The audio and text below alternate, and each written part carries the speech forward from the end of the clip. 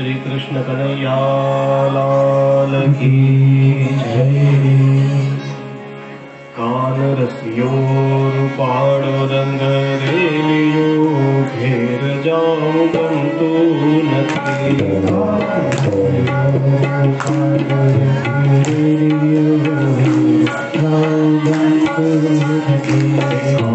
रसियो रूपाड़ो रंग रेलियो घेर जाऊं बंतु नथी।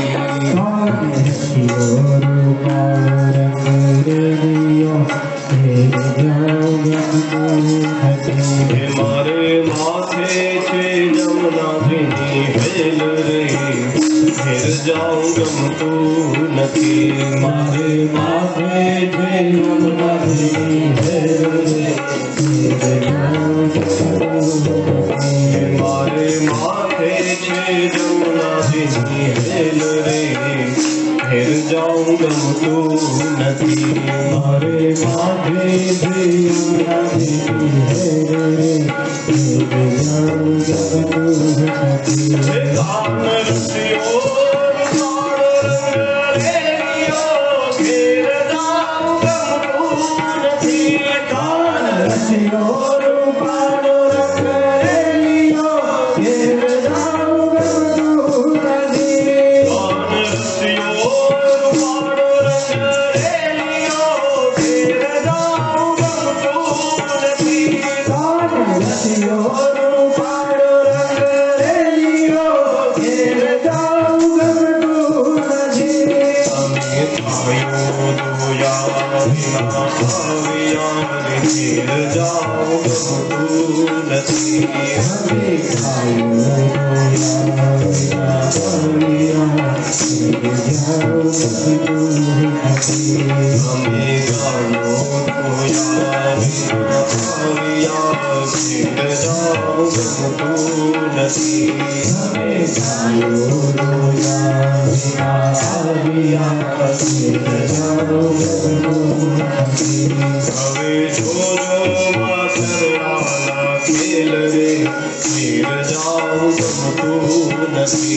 हवे छोरो मासरवाला खेल रे घेर जाऊं गमतु नथी। हवे छोरो मासरवाला खेल रे घेर जाऊं गमतु नथी।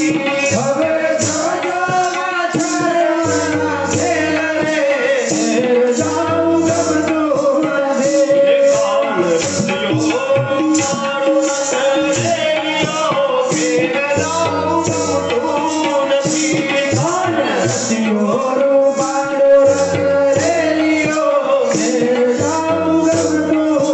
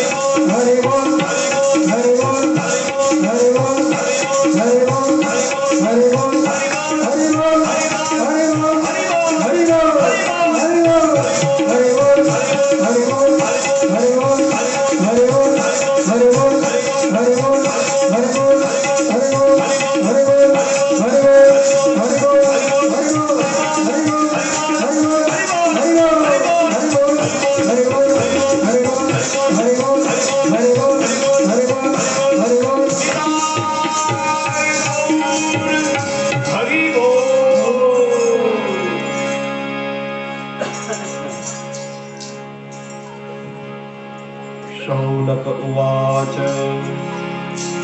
हत्वा स्वरिक्षस्पृधाततायिनो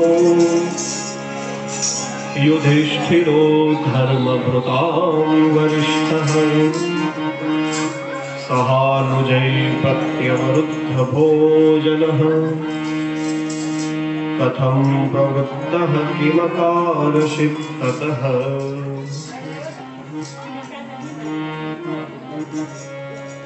भगवान श्री कृष्णની આ દિવ્ય લીલા કથા આપણે શ્રવણ કરી રહ્યા છીએ। ભીષ્મ દાદાના મહાપ્રયાણની કથા કરી છે અને ભીષ્મ દાદા જ્યારે ભગવાનના ધામમાં પધાર્યા છે એ પછી દ્વારકાધીશ પ્રભુ પણ હવે હસ્તિનાપુરથી દ્વારકા આવવા નીકળી ગયા। હસ્તિનાપુરની સ્ત્રીઓએ પણ ભગવાનને પુરાતન પુરુષ તરીકે જોયા છે અને એમના ગુણોનું વર્ણન કર્યું છે. ત્યારબાદ ભગવાન વિવિધ રાજ્યોની અંદર ફરતા ફરતા છેલ્લે પોતાના દ્વારિકાની અંદર આવીને પધાર્યા.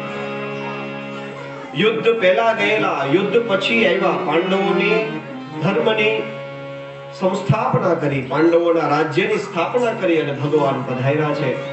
એટલે દ્વારિકાની અંદર પણ મોટો ઉત્સવ થયો કે અમારા સ્વામી પધાર્યા. આમ મથુરાની અંદર રાજા ઉગ્રસેન કહેવાય, પણ દ્વારિકાના રાજા તો દ્વારિકાધીશ પોતે, પોતાના હાથે બનાવેલી હતી ને. કૃષ્ણ છે જેવા, કોઈનું તૈયાર મળેલો માલ આપણે ન જોઈએ. મથુરા રાજ્ય હતું જ ઉગ્રસેનનું બનાવેલું, એ ન જોઈએ. આપણે આપણી મહેનતે ઊભું કર્યું હોય એ આપણું કહેવાય. એટલે દ્વારિકા બનાવી, પછી દ્વારિકાધીશ બન્યા. મથુરામાં ઉગ્રસેનને રાજા બનાવ્યા. દ્વારિકા આવ્યા છે, બધાએ એમનું પ્રેમપૂર્ણ સ્વાગત કર્યું છે. હવે હકીકતે પ્રશ્ન પૂછ્યો તો કે આ પરીક્ષિત રાજાએ અનશન વ્રત લઈને ગંગાને કિનારે કેમ બેસવું પડ્યું, એમાં મહાભારતની કથા શરૂ કરી છે. ભીષ્મ દાદાનું ચરિત્ર, ભગવાન પાછા સ્વધામ પધાર્યા ત્યાં સુધીની વાત કરી દીધી. દ્વારિકા આવી ગયા ત્યાં સુધીની વાત કરી. શૌનકાદી ઋષિઓએ હાથ જોડીને સૂત પુરાણે કીધું, પ્રભુ આપણે વાત કરતા હતા પરીક્ષિત રાજાની, આ તમે તો કૃષ્ણની કથા કરતા કરતા છેક દ્વારિકા પહોંચી ગયા. સૂત પુરાણે કીધું, કૃષ્ણ છે જેવા, એની જે કથા આવતી હોય જોતા જાય એના ભેગા ભેગા દ્વારિકા પહોંચી ગયા. અરે ઓલા ઉત્તરાના ગર્ભની અંદર ભગવાને જેની રક્ષા કરી હતી એનું શું થયું એ કહો ને. અને પછી એક અધ્યાયની અંદર રાજા પરીક્ષિતનો જન્મ થયો છે એની કથા કીધી. બ્રાહ્મણો આવ્યા છે, ઉત્તરાના ગર્ભથી ભગવાન ની રક્ષાને લીધે જે બાળકનો જન્મ થયો છે એનું નામ વિષ્ણુ રાત એવું પાડવામાં આવ્યું. વિષ્ણુ ભગવાને રાત એટલે જેની રક્ષા કરી છે એ વિષ્ણુ રાત. અને જેવો જન્મ થયો ને એટલે ચારે બાજુ ઓલા પાંડવો ઉભા હતા, દ્રૌપદી ઉભી હતી, કુંતા માતા ઉભા હતા, બધાની અંદર જોવે કે આ ગર્ભની અંદર ઓલો ગદા ફેરવીને મારી રક્ષા કરતો હતો એ ક્યાં છે. ત્યારે દ્વારિકાધીશ મળ્યા નહીં, કારણ કે ભગવાન તો દ્વારિકા પહોંચી ગયા હતા. એટલે જે વ્યક્તિને જોવે એની અંદર પોતાના રક્ષકને ગોતે કે મને બચાવવા વાળો ક્યાં છે, મને બચાવવા વાળો ક્યાં છે. આવી રીતે ચારેય બાજુ પરીક્ષા કરતા હતા, એટલે એનું નામ પડ્યું પરીક્ષિત. મારી રક્ષા કરી છે એ ભગવાન ક્યાં છે, એવી રીતના ચારે બાજુ ગોતતા હતા. અને પછી બ્રાહ્મણોએ આવી અને એમના ભવિષ્યનું કથન કર્યું છે. હજી બાળકનો જન્મ થયો, બ્રાહ્મણોએ ભવિષ્યનું કથન કરતા કરતા કહી દીધું કે એક દિવસ તક્ષકના કરડવાથી, સાપના દંશથી આની મૃત્યુ થશે. હવે જન્મતા આવે બાળકને આપણી ઘરે કોઈ બ્રાહ્મણ દેવતા આવીને એમ કહે કે આ આટલા વર્ષે મરી જાય તો શું કહે આપણે? બ્રાહ્મણ દેવતાની બુદ્ધિ હાલતી નથી લાગતી. હજી તો જન્મ થયો છે બાળકનો અને તમે એની મૃત્યુની વાતો કરો છો. પણ યુધિષ્ઠિર રાજાને ખબર હતી કે જે કઈ છે બ્રાહ્મણો બોલે અસત્ય ન હોય. કીધું સર્પના દંશથી મને કઈ વાંધો નહીં, દુર્ગતિ નહીં થાય ને. કીધું ના, દુર્ગતિ નહીં થાય. આ કોઈ સામાન્ય બાળક નથી. આ જ્યારે માના ગર્ભની અંદર હતો એવા સમયે પણ ભગવાન નારાયણે સ્વયં આની રક્ષા કરેલી છે. અને મૃત્યુ સમયે પણ ભગવાન સ્વયં ત્યાં પ્રગટ થશે અને ભાગવતનો ઉપદેશ કરશે. અને કારણ કે ઓલું બ્રહ્માસ્ત્ર છોડ્યું તો અશ્વત્થામાએ પરીક્ષિતને મારવા માટે, તો શસ્ત્ર છોડ્યું તો એનાથી બચાવવા માટે થઈ અને ભગવાન શસ્ત્ર લઈને આવ્યા. અને હવે કીધું આ શ્રમિક ઋષિના દીકરાએ શૃંગીએ શ્રાપ આપ્યો છે, વચન છોડ્યું છે કે 7મે દિવસે તક્ષક આવીને કરડશે ને તારે મરવું પડશે. તો એ શાસ્ત્ર છોડ્યું તો એનાથી બચાવવા માટે થઈ અને ભગવાન પોતે શાસ્ત્ર લઈને પ્રગટ થયા છે. પરીક્ષિત રાજાના જન્મની કથા એક અધ્યાયમાં બતાવી છે. ત્યારબાદ વિદુર કાકા જે તીર્થયાત્રા માટેની, કારણ કે આખું યુદ્ધ થયું એની અંદર 2 જણા યુદ્ધમાં સામેલ નતા, એક દાઉજી અને એક વિદુર કાકા. આ 2 જણા કે એકે પક્ષમાં નતા, તીર્થયાત્રા કરવા નીકળેલા. અને પછી વિદુર કાકા યુદ્ધ સમાપ્ત થયું પાછા આવ્યા છે તીર્થયાત્રા કરીને. યુધિષ્ઠિર આદિ એમના ખૂબ વખાણ કર્યા. વિદુર કાકાએ જોયું કે હજી આ ધૃતરાષ્ટ્ર રાજમહેલની અંદર ઓલો ભીમ જમાણી જમે છે. એક દિવસ રાત્રિના સમયે વિદુર કાકાએ ધૃતરાષ્ટ્રને સમજાવ્યા છે.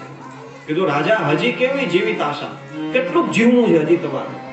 અરે જે ભીમ નાનો હતો ને તમે એના લાડવાની અંદર ઝેર નાખીને એને ખવડાવીને મારી નાખવાનો પ્રયાસ કર્યો હતો, એ ભીમ તમને તો આંખ નથી અને અમારી ભાભી આંખે પાટા બાંધી દીધા છે.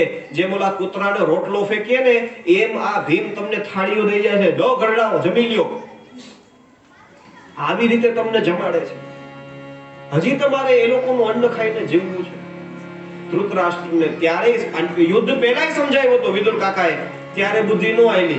હવે સમજાવ્યો તો કીધું આ નથી, આવું જીવવું નથી ગમતું, અમારે ઘર છોડીને જવું છે, અમને લઈ કોણ જાય? વિદુર કાકા કે જો જાવું હોય તો હું તૈયાર છું. કીધું કઈ વાંધો નહીં, તો હું યુધિષ્ઠિરને કાલે કહું રથ તૈયાર કરે ને આપણને તીર્થયાત્રા માટે મોકલે. વિદુર કાકા કે હજી રથની ઈચ્છા છે? વૈરાગ્ય ઉત્પન્ન થાય તો એ જ ક્ષણે ઘર છોડી દેવું જોઈએ. મહારાજ તમને અત્યારે જવાની ઈચ્છા થઈ છે, રાત રોકાઈ જાઓ તો હવાર થાય તો પાછો વૈરાગ્ય વયો જાય. ક્ષણિક વૈરાગ્ય નહીં. યદ હરેવ વિરજે તદ હરેવ પ્રવ્રજે. જ્યારે વૈરાગ્ય થાય ઘર છોડીને નીકળી જવું.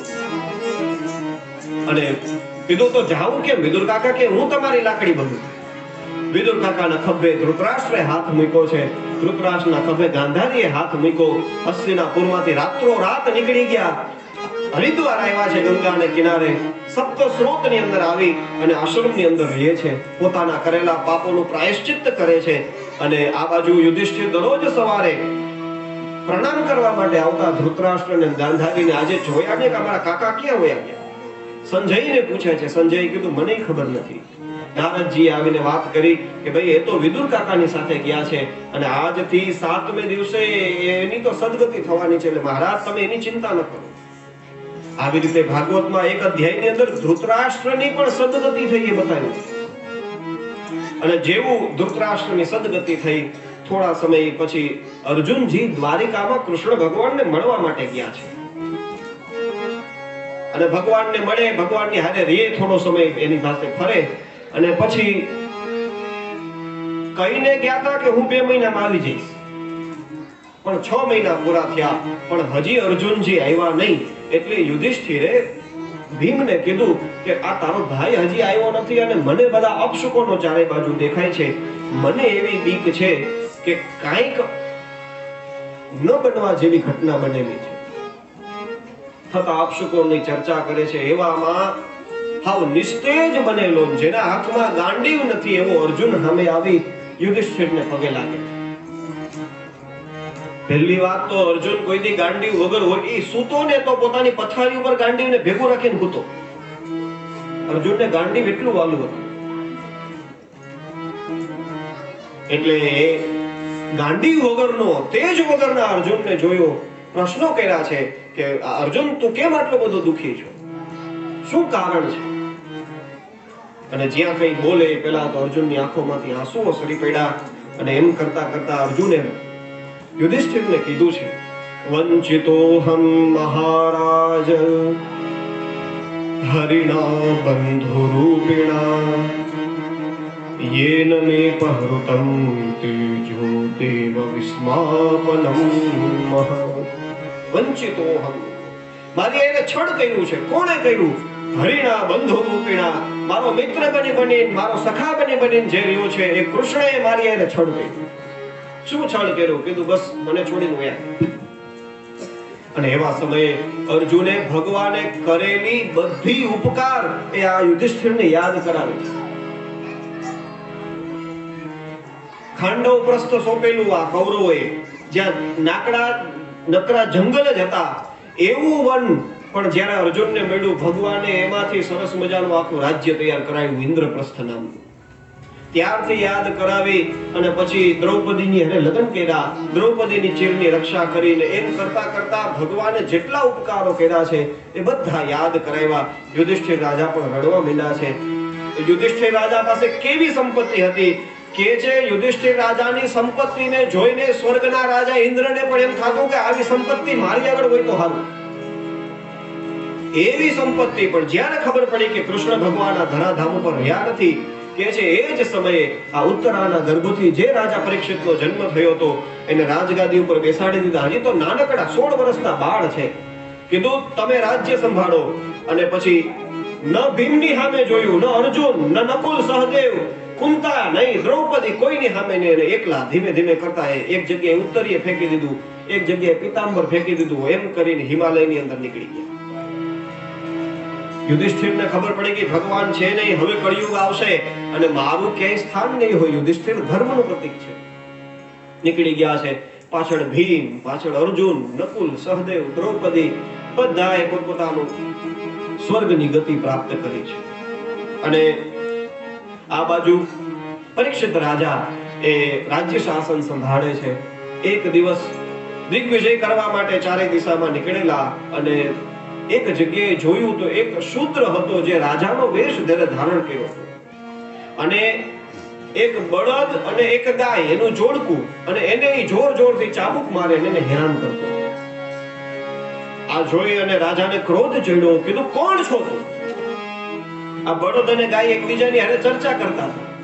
હવે આ રૂપક કથા છે. હકીકતે બળદ ગાય બીજું કઈ નહીં. ગાય એટલે પૃથ્વી અને બળદ એટલે ધર્મ. કારણ કે યુધિષ્ઠિર રાજા પણ નીકળી ગયા એટલે ધર્મ હવે પાંગળો થઈ ગયો. 3 પગ તૂટેલા હતા ધર્મના, એક જ પગ હાજો હતો. કળિયુગની અંદર 3 પાદ ધર્મના તૂટી જાય છે. સત્ય, પવિત્રતા, દયા અને દાન, આ 4 ધર્મના પાદ છે. એમાંથી 3 તૂટી ગયા. દાન નામનો પાદ એક હાજો હતો, એટલે એ એક પગ ઉપર ઓલો બળદ ઉભો હતો, અને આ કડી પુરુષ હતો જે શુદ્ર હતો પણ રાજાનો વેશ ધારણ કરીને એને મારતો હતો. અને એ ગાય અને પૃથ્વી બે ધર્મ અને પૃથ્વી બંને એકબીજાની સાથે ચર્ચા કરે. ધર્મએ કીધું કે દેવી કોણ છો તમે આટલા દુઃખી થાવ છો? ત્યારે પૃથ્વીએ કીધું કે ભાઈ મારા જેવું સર્વોત્કૃષ્ટ આ દુનિયામાં કોઈ હતું જ નહીં. જે સમયે ભગવાન શ્રી હરિ આયા કૃષ્ણ બનીને મારી વચ્ચે રહેતા હતા ત્યારે સ્વર્ગથી પણ વધારે, અરે વૈકુંઠથી પણ વધારે મારું માન હતું. અને મને એવું લાગે છે કે એનું અભિમાન મને આવી ગયું ને એટલે ભગવાન મને છોડીને જતા રહ્યા. અને ભગવાન જેવા મને છોડીને ગયા એટલે જેટલા સદગુણો હતા એ બધાય ભગવાનની હારે નીકળી ગયા. હવે આપણી પાસે કઈ રહ્યું નથી. અને આ કડી પુરુષ છે જે મને હેરાન કરે છે. એવામાં પરીક્ષિત રાજા એવા છે.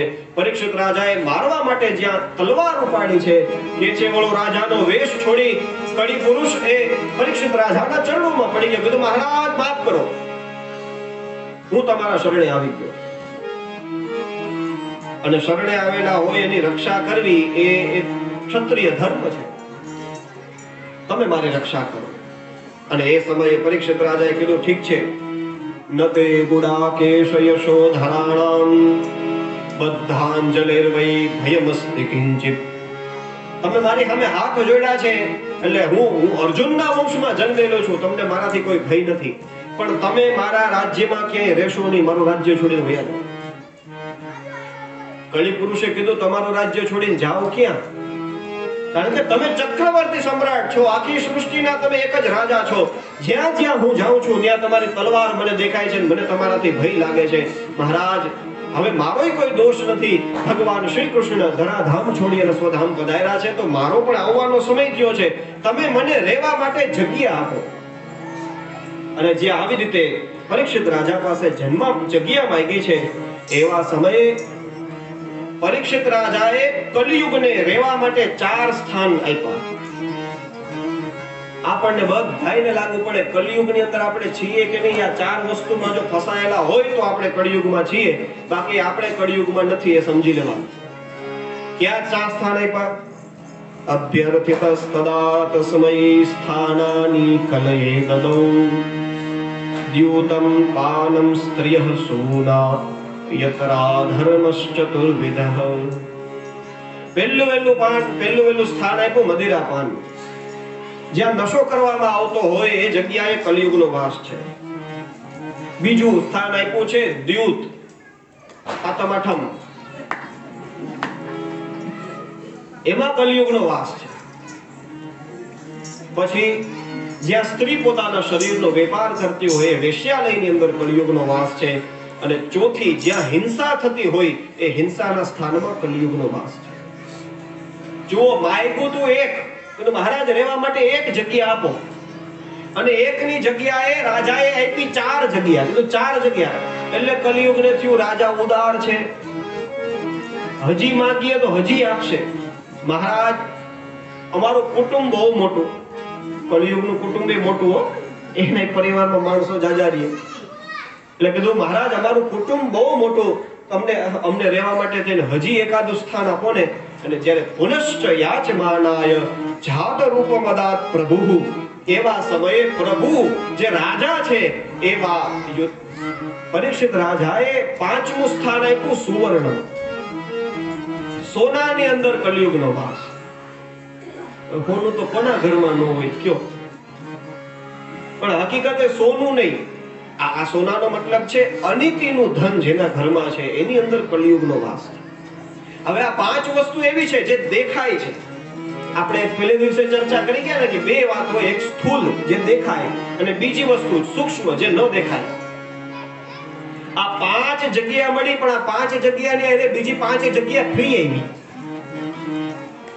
એટલે આપણે વૈષ્ણવ કહેવાતા હોઈએ, સારી રીતે રહેતા હોય તો કદાચ આપણે જુગાર ન રમીએ, કદાચ આપણે નશો ન કરીએ, કદાચ આપણે વેશ્યાલયમાં ન જઈએ, હિંસા ન કરીએ કે પછી અનિતિનું ન કમાતા હોય તો એમાંથી તો બચી ગયા. આપણે બીજા જે પાંચ સૂક્ષ્મ સ્થાન મેળા છે એમાંથી આપણે બચેલા છીએ કે નહીં એ જોવું જરૂરી છે. કયું છે? કીધું પહેલું, જ્યાં જુગાર રમાતો હોય ત્યાં અસત્ય હોય, ખોટું હોય એ જુગાર હોય. એટલે આપણે કદાચ જુગાર ન રમતા હોય તો કઈ વાંધો નહીં, પણ અસત્ય બોલીએ તો એની અંદર કળિયુગનો વાસ છે. હવે વિચારો, જુગાર તો હજી 2-5 જણા રમતા હશે, ખોટું તો બધાય બોલે. એ અસત્યની અંદર કળિયુગનો વાસ છે. એટલે જુગારથી તો બચીને રહીએ, એ તો દેખાતી વસ્તુ છે કે ભાઈ સમાજની બીકે, ધર્મની બીકે, કોઈ પણ રીતે આપણે એનાથી બચીને રહીએ. પણ અસત્ય બોલો છો એના માટે તો તમે એકલા જ સાક્ષી છો, તમે સાચું બોલો ખોટું બોલો, એનાથી પણ બચીને રહેવું જરૂરી છે. પછી બીજી વસ્તુ, નશો કરતા હોઈએ, નશો કરીએ કે ન કરીએ એનાથી મતલબ નથી, પણ જો નશો કરે ને એ માણસ ગમે એ બોલતો હોય ને ખુદને ખબર ન હોય. એવી જ રીતે આપણે પણ નશો ન કરતા હોય પણ ગમે એ બોલીએ, અભિમાનની અંદર આવીને બોલીએ તો આ અભિમાન એ એનાથી વધારે ખતરનાક જગ્યા છે. તો એની અંદર પણ કળિયુગનો વાસ છે. એટલે એનાથી બચીને રહેવું. પછી વૈશ્યાલયમાં ન જતા હોય કઈ વાંધો નહીં, પણ કોકની બેન દીકરીને આપણે એવી વાસનાની દ્રષ્ટિએ જોતા હોય તો એ કળિયુગનો જ વાસ છે, એનાથી બચીને. ત્યારબાદ આપણે હિંસા ન કરતા હોય કઈ વાંધો નહીં, પણ હિંસા ન કરતા હોય, ક્રોધ કરતા હોય ને તો ક્રોધની અંદર કળિયુગ. ક્રોધ વગર હિંસા થાય જ નહીં.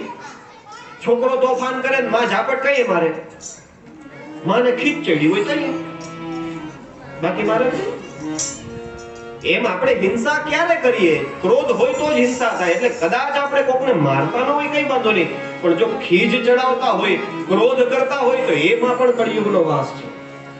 અને પછી પાંચમી વસ્તુ છે અનિતિથી કમાયેલું ધન. કદાચ આપણા ઘરમાં ન હોય પણ એ વેર ઉત્પન્ન કર્યા વગરનું રહે નહીં. અનિતિનું ધન હોય ને એ દુશ્મનાવટ ભેગી કરે. એટલે આપણી ઘરે અનિતિનું ધન ન હોય તો કઈ વાંધો નહીં, પણ આપણે કોકને આપણા દુશ્મન બનાવીને રાખ્યા હોય, આપણે વેર ભાવ મનમાં રાખ્યો હોય તો એની અંદર પણ કળિયુગનો વાસ. આમ 10 જગ્યા કળિયુગને રહેવા માટેની થઈ. કળિયુગે કીધું આટલું બસ છે, એમાં તો હું જીતી જઈશ. જીતી જાય છે. અને કોને કીધું? જેણે જગ્યા આપી પરીક્ષિત રાજાને જીતવાની વાત આવી. એક દિવસ પરીક્ષિત રાજા પોતાના રાજમહેલમાં ફરતા હતા. રાજકોષ જોવાની ઈચ્છા થઈ.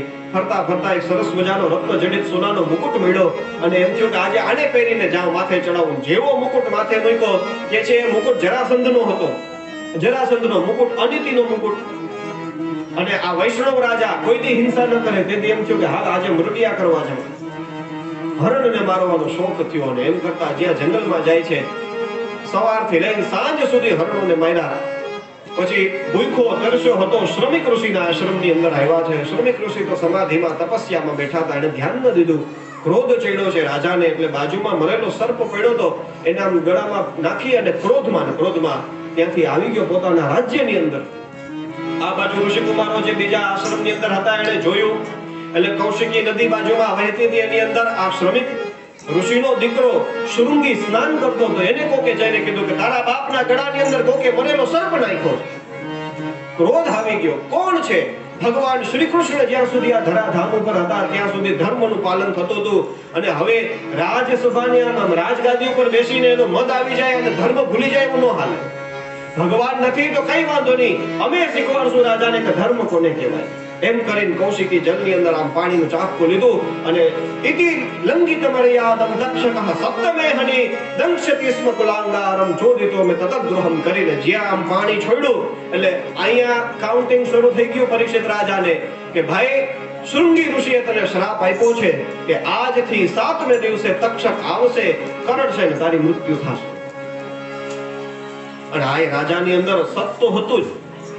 એ થોડાક સમય માટે ખોટા રસ્તે વળી ગયો તો જેવો ઓલો મુકુટ ઉતાર્યો ને એટલે ખબર પડી કે આ તો ભૂલ થઈ ગઈ આપણા. અને શૃંગીએ જે શ્રાપ આપ્યો છે એની ખબર પડે એ પહેલા જ અન્ન જળનો ત્યાગ કરીને ગંગાને કિનારે બેસી ગયા હતા. અને આ બાજુ પરીક્ષિત રાજાએ પોતાના દીકરા જન્મે છે એટલે રાજ્ય સોંપ્યું છે. અન્ન અને જલને લીધે ભૂખ્યો હતો, તરસ્યો હતો એટલે મારાથી પાપ થયું છે. એટલે જ્યાં સુધી આ શરીર શાંત ન થઈ જાય ત્યાં સુધી આ શરીરને હું અન્ન અને જલ નહીં આપું, એને અનશન વ્રત લીધું કહેવાય. કરેલા પાપનું પ્રાયશ્ચિત પણ પાછું સામું એવું હોવું જોઈએ. અને આ બાજુ શૃંગ અને ગૌર નામના બે શિષ્યો આવ્યા છે. એને રાજાને કીધું, રાજન 7મે દિવસે તારી તક્ષક કરડવાથી મૃત્યુ થવાની છે. મોટા મોટા રાજાઓ ઋષિમુનિઓ ગંગાને કિનારે આવીને ઉભા રહી ગયા છે અને બધાએ આવીને હાથ જોડીને પ્રાર્થના કરી. રાજાએ કીધું કે મારો મૃત્યુ સમય બહુ સારો હોવાનો હશે, કારણ કે તમે આટલા બધા અહીંયા આવીને ઉભા રહી ગયા છો અને તમારા બધાયની કૃપાથી તમે બધાય મારી સામે આવીને ઉભા છો. મહારાજ, હવે મરવા પડેલો છું, મારે મૃત્યુ સમયે શું કરવું જોઈએ? મારી આગળ 7 જ દિવસ છે. 7 જ દિવસમાં મારું કલ્યાણ થાય એવો કોઈ મને ઉપાય બતાવો. જે આવી વાત કરી એટલે ઋષિમુનિઓ બધા એકબીજાની સામે ઉજોવે. અરે પરીક્ષિત રાજા, તમે અમને પ્રશ્ન પૂછો તો અમે તમને કેમ જવાબ દઈએ? કારણ કે અમે તો હજી કંદમૂળ ફળ ખાવા વાળા છીએ, અમે હજી આશ્રમની અંદર રહેવા વાળા છીએ. તમે તો આ ચક્રવર્તી સમ્રાટ હતા, એ રાજ્ય છોડી દીધું, અન્ન જળનો ત્યાગ કરીને ગંગાને કિનારે બેઠા છો. તમારો ત્યાગ તો અમારાથી પણ વધારે છે. એટલે તમારાથી પણ જો કોઈ મોટો ત્યાગી હોય, નિષ્પૃહી હોય, એ તમને આવીને ઉપદેશ આપી શકે. અમારું કામ નહીં અમે તમને ઉપદેશ આપીએ. અને એવામાં કહે છે ગાંડો આવ્યો વાતો થવા લાગી. બધા ઋષિમુનિઓનું ધ્યાન પડ્યું, જોયું તો 16 વર્ષની ઉંમર અને આખા શરીરની અંદર ભભૂતિ રમાવેલી હતી. નાના નાના બાળકો હાથમાં કાણો લઈને મારીને ફેંકતા હતા અને ગામની યુવતીઓ એના સ્વરૂપને જોઈને મોહિત થઈ એની પાછળ પાછળ દોડીને આવતી હતી. એવા સુખદેવજી મહારાજ એ સભાની અંદર પધાર્યા છે. બોલીએ શ્રી સુખદેવજી મહારાજ કી જય.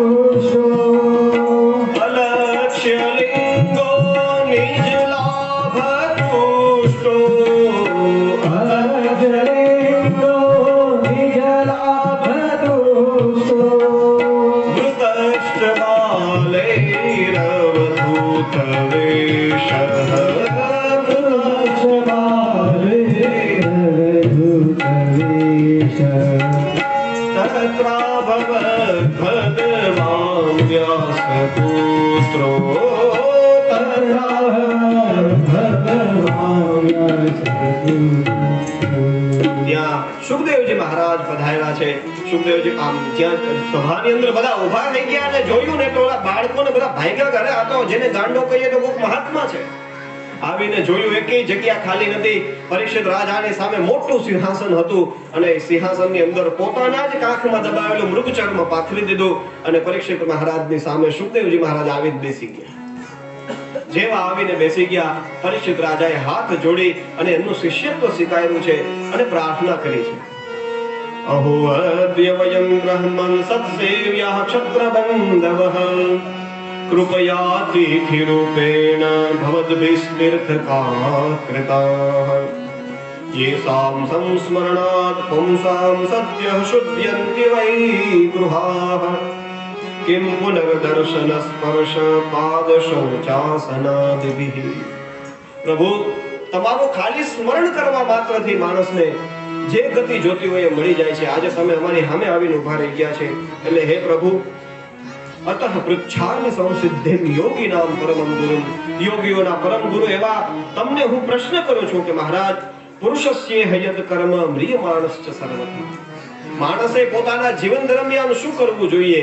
અને બીજો પ્રશ્ન કર્યો છે કે મૃત્યુ નજીક આવે એવા સમયે શું કરવું?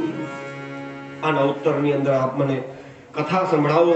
એવી રીતે જ્યાં પ્રાર્થના કરી છે, પ્રાર્થના કરી એટલે પ્રથમ સ્કંદને વિરામ આપ્યો છે, દ્વિતીય સ્કંદની કથાનો પ્રારંભ થાય છે, જેની અંદર સુખદેવજી મહારાજનું પ્રવચન શરૂ થાય. આમ તમે જુઓ તો ભાગવત હવે શરૂ થયું, જે સુખદેવજી મહારાજે કીધું. તો એમ થાય કે 3 દિવસથી તમે કથા કરો એ કેની કરો છો? પણ હકીકતે ભાગવત મૂળ ક્યાંથી શરૂ થાય આપણને ખબર નથી રહેતી. ભગવાન કેવી રીતે આપણી અંદર પ્રવેશ કરે એ આપણને ખબર ના પડે, બસ આવી ગયા એવો અનુભવ થાય. પરીક્ષિત રાજાના પ્રશ્નની સામે સુખદેવજી મહારાજે જવાબ દેવાની શરૂઆત કરી છે. વર્યાનેશ તે પ્રશ્નઃ કૃતો લોકહિતં નૃપ આત્મવિદ સમ્મતઃ પુંસાં શ્રોતવ્યાદિષુ યઃ પરઃ. હે રાજન, તમે જે પ્રશ્ન કર્યો છે વરિયાન, તમે શ્રેષ્ઠ પ્રશ્ન કર્યો છે.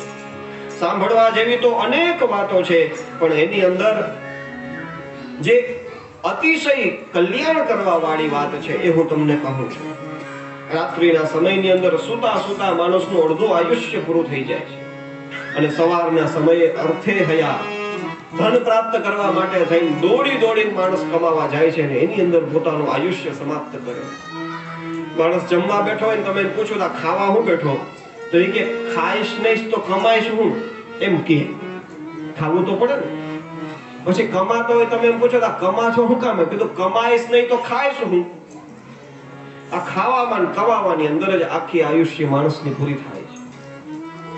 આવી રીતના તેષામ પ્રમત્તો નિધનમ, અને એની અંદર જ ફસાયેલો હોય ને એક સમયે મૃત્યુ જેવું નજીક આવે, મૃત્યુ ભૂલાઈ જાય માણસ. તસ્માત ભારત સર્વાત્મા, એટલે શું કરવું જોઈએ? આ તો ન કરવાની વસ્તુ કીધી, હવે શું કરવું કીધું? એટલા માટે હે ભારત, હે યુધિષ્ઠિર, હું તને પરીક્ષિત રાજા તને કહું છું એ સાંભળ. જે સર્વાત્મા છે, જે ભગવાન છે, એવા ઈશ્વર શ્રી હરિને શ્રોતવ્ય, એની કથાનું શ્રવણ કરવું જોઈએ, એના નામનું કીર્તન કરવું જોઈએ. અને પછી આ શ્રવણ થઈ જાય, કીર્તન થઈ જાય, પછી જ્યારે એકલા પડીએ ત્યારે એનું સ્મરણ કરવું જોઈએ. જેને અભયત્વની ઈચ્છા હોય એના માટે આ 3 રસ્તાઓ બતાવ્યા છે. સામાન્ય રીતે જન્મ લાભ પરઃ પુંસામ અંતે નારાયણ સ્મૃતિ. જન્મ લાભનો શ્રેષ્ઠ મનુષ્યનો જન્મ મળ્યો છે, એનો મુખ્ય લાભ એ જ છે કે અંતિમ સમયે ભગવાન નારાયણની સ્મૃતિ રહે. મૃત્યુ સમયે ભગવાન યાદ આવે, એનાથી મોટું જીવનનું સફળ બીજું શું હોય છે? પણ આપણને મૃત્યુ સમયે ભગવાન યાદ આવતા નથી. કદાચ આપણે એમ વિચાર કરીએ કે ભાઈ આટલું જ હોય તો મરવા ટાઈમે ભગવાનને યાદ કરી લેવું. શાસ્ત્રો તો ત્યાં સુધી કે કદાચ આખી જિંદગી નામ ન લીધું હોય તો કઈ વાંધો નહીં, મૃત્યુ સમયે તમે ભગવાનનું નામ લ્યો તો તમે તમારા બધા કર્મોના બંધનમાંથી છૂટી જાઓ, ભગવાનના ધામમાં જાઓ. હાલો, હું તમને અહીંથી કહું, અહીંયા કથામાં બેસવાની જરૂર નથી. મૃત્યુ સમયે તમે બધા ભગવાનનું નામ લેજો, તમારું કલ્યાણ થશે. તો પ્રશ્ન થાય, મૃત્યુ કેદી છે? બસ એટલા હાટું જ આ કથા છે, એની તો ખબર નથી આ કઈ પૂરું થાય. એક મહાત્મા હતા, સાંદીપની કથા કરવા આવ્યા હતા, હવે તો ભગવાનના ધામમાં પડ્યા. એ પોતાની કથાના કાર્યક્રમ જેટલા બનાવે ને, કંકોત્રી લખે ને, એની અંદર નીચે લખ્યું હોય આ સમયે કથા થઈ શકે તો કરશું, એમ જ નીચે હેડિંગ માર્યું હોય. મતલબ આમાં તો કઈ નક્કી ન હોય કે આ હોયો જાય શરીર તો એ કઈ થોડુંક નક્કી છે. એટલે આપણે આ કથા પેલા ખબર વાત થતી તે રસીલા ભાઈ રંભા માસી બધા બેઠા હતા ને, એટલે રંભા માસી એક સરસ વાત કરી. એ કે હવે આ તારીખ લીધી આમાં કરી જ નાખવી કથા. પછી કે હું ન રહું, મારા ઘરે કઈ થાય કે બીજાના ઘરે કઈ થાય તોય આપણે કથા તો કરી જ નાખવાની. એટલે મને આમ દાંત આવ્યા, પણ હકીકત છે કે આ કઈ હું આનું શરીરનું થાય કઈ નક્કી ન હોય. સાંજે તો ભજીયા ખાતા હતા, રાય તો ઉયું ગયું. માણસના શરીરનું કઈ નક્કી નથી હોતું. તેષામ પ્રમત્તો નિધનમ પશ્યન્નપી ન પશ્ય. ખબર છે મરવાનું છે, એ હકીકત છે. ઓલું યક્ષના પ્રશ્નો છે ને યુધિષ્ઠિરને પૂછેલા, એની અંદર યક્ષે પ્રશ્ન કરેલો કે જીવનનું સત્ય શું છે એ કે. ત્યારે યુધિષ્ઠિર રાજાએ જવાબ આપ્યો તો જીવનનું એક જ સત્ય છે અને એ છે મૃત્યુ. તમે ગમે એટલું ખોટું બોલી શકો પણ મરી ગયો, મૃત્યુ કોઈનું ખોટું હોય જ નહીં. મૃત્યુ તો એકવાર થવાનું જ છે. જે આવ્યા છે એને જવાનું નક્કી જ છે. એટલે એવી રીતે એ સમય જે આપણને મળ્યો છે એની અંદર આપણે શું કરી શકીએ એ જ વસ્તુ છે. અને એની અંદર ભગવાનની લીલાનું શ્રવણ, ભગવાનની લીલાનું કીર્તન, અને પછી ભગવાનની કથાનું શ્રવણ થઈ ગયા, કીર્તન થઈ ગયા, પછી સ્મરણ થાય. મૃત્યુ સમયે આની અંદર એમ નથી કીધું તમે કીર્તન કરો, કારણ કે મૃત્યુ સમયે કીર્તન કરવાની પરિસ્થિતિ જ ન હોય. આપણે ભૂલી ગયા હોય કે આપણે કોણ છીએ, આપણે એ ભૂલી ગયા હોય કે આપણો આ સામે ઉભો દીકરો ઈ કોણ છે. પછી ડોહીમાને યાદ કરાવવું પડે કે આ જો ઓલાનો છોકરો આવ્યો કે ફલાણાનો દીકરો આવ્યો, ફલાણાની દીકરી આવી. તો એ ડોહીમાની અંદર સ્મૃતિ હોય, ઓળખવાના હોય તો ઓળખે, બાકી રામે રામ. અને માણસ ખોટું ન લગાવે, એની ઉંમર થઈ ગઈ. તો એવા સમયે કીર્તન કેમ કરવું? શરીર કામ ન કરતું હોય, પથારીમાં પડ્યા રહેતા હોય ત્યારે કીર્તન કેમ કરશું? કાન હોયા ગયા હોય તો શ્રવણ કેમ કરશું? એટલે એટલા માટે મૃત્યુ સમયે જો કોઈ જરૂરી હોય તો એ સ્મરણ છે. મૃત્યુ નજીક આવે, અંતે નારાયણ સ્મૃતિ. મૃત્યુ સમયે તો કેવલ ભગવાનનું સ્મરણ રહે, બસ એ જ સૌથી મોટી વાત છે. એવી રીતની વાત કરી. અને ઇદમ ભાગવતમ નામ પુરાણમ બ્રહ્મ સંહિત. અને આ શ્રવણ, કીર્તન અને સ્મરણ કરાવવા વાળું શાસ્ત્ર છે શ્રીમદ ભાગવત. એ હું તમને કહું છું, એ તમે સાંભળો. અને પછી આમ સાંત્વના આપે. ડોક્ટર આગળ જાય, બીમાર હોય તેમ કે તમે ચિંતા ના કરો, આ તમારી પેલા જો બેન આવ્યા હતા ને એને તો કેટલા દીથી તાવ આવતો તો મટી ગયો. એમ કીધું, તું ચિંતા કરમાં રાજન. ખટવાંગ નામના રાજા હતા, એની આગળ તો 48 મિનિટનો સમય હતો, પણ ભગવાનનું ભજન કરતા કરતા એ ભગવાનના ધામમાં પહોંચી ગયા. રાજન, તારી પાસે તો 7 દિવસ છે. હવે જેની મૃત્યુ નજીક હોય એને તો ભગવાનનું ધ્યાન ધરવું જોઈએ. એમ કરી ભગવાનના સ્થૂળ ધ્યાન અને સૂક્ષ્મ ધ્યાનની વાત કરી છે. પછી રાજાના મનની અંદર પણ કોઈ બીજી કોઈ સિદ્ધિની કે બીજી કોઈ કામનાની ઈચ્છા છે કે નહીં, એના માટે થઈ વિવિધ ઐશ્વર્ય કેવી રીતે પ્રાપ્ત થાય એનું વર્ણન કરી દીધું. અને બધુંય પૂછ્યા પછી પરીક્ષિત રાજા હાથ જોડીને કીધું, મહારાજ, કોઈ પ્રકારની સિદ્ધિ મારે જોતી નથી. કેમ? કીધું, સિદ્ધિ જોતી હોય તો મારા રાજકાજમાં બેઠો ન્યાય બધું મળી જાય. પરીક્ષિત રાજાનું એવડું સામ્રાજ્ય હતું કે સ્વર્ગમાં જાય તો ઇન્દ્ર પોતાનું અડધું આસન એને બેસવા માટે આપતા. એવડું સામર્થ્ય. મહારાજ, સિદ્ધિ નથી જોતી. તો કીધું, આત્મન શુદ્ધિ મિચ્છતામ, મારે તો શુદ્ધિ જોઈએ છે. અને એટલા માટે થઈ શુદ્ધિ કરવા વાળું તો કેવલ ભગવાનનું શાસ્ત્ર, ભગવાનનું નામ માત્ર છે. અને એટલા માટે તમે ભગવાનની કથા કરો. આવી રીતે વાત કરી છે. અને એવા સમયે પરીક્ષિત રાજાએ જ્યાં ભગવાનની કથા માટે પ્રેરિત કર્યા, એટલે સુખદેવજી મહારાજે ફરીથી પોતાનું મંગલાચરણ કર્યું. નમઃ પરસ્મૈ પુરુષાય ભૂયસે સદુદ્ભવ સ્થાન નિરોધ લીલયા ગૃહીત શક્તિ ત્રિતયાય દેહિનામ અંતર ભવાયાનુપલક્ષ્ય વર્તમને. ભગવાનને પ્રણામ કર્યા છે. કીધું છે કે જેનું કીર્તન કર્યા વગર, જેનું સ્મરણ કરવા માત્રથી, જેના દર્શન કરવા માત્રથી, જેમને વંદન કરવા માત્રથી, અથવા જેમની કથાનું શ્રવણ કરવા માત્રથી, જેમની પૂજા કરવા માત્રથી ગમે એવું પાપ આપણું હોય એ વિધુનોથી એ પાપનો ભગવાન નાશ કરે છે. એવા જેમની કીર્તિ વિશાળ છે, જેમની કીર્તિ પવિત્ર છે, એવા ભગવાનને હું વંદન કરું. અનેક શ્લોકોમાં ભગવાનને પ્રણામ કર્યા છે. ત્યારબાદ સૃષ્ટિ કથાની શરૂઆત કરી એટલે કીધું કે ભાઈ પહેલા વહેલા આ જે હું તમને ભાગવત સંભળાવું છું એ ભાગવત નારદજીએ બ્રહ્માજી પાસેથી મેળવ્યું. નારદજી એક વખત બ્રહ્મલોકમાં ગયા હતા. બ્રહ્માજી આંખો બંધ કરીને તપસ્યા કરતા હતા. નારદજીએ કીધું, પ્રભુ, તમે જ સૃષ્ટિના બનાવવા વાળા છો, તમારાથી મોટું કોણ હોય? એવા સમયે બ્રહ્માજીએ ભગવાન નારાયણ પાસેથી કેવી રીતે આત્મવિદ્યાની પ્રાપ્તિ કરી એની વાત કરી. ત્યારબાદ બ્રહ્માજીએ સૃષ્ટિનું અવતારોનું વર્ણન કર્યું છે. અને એ સમયે પરીક્ષિત રાજાએ પણ વિવિધ સૃષ્ટિ વિષયમાં પ્રશ્નો કર્યા છે. એનો ઉત્તર આપતા આપતા ભગવાને સ્વયં ચતુશ્લોકી ભાગવતનો ઉપદેશ જે આપ્યો છે બ્રહ્માજીને એની વાત આવે છે.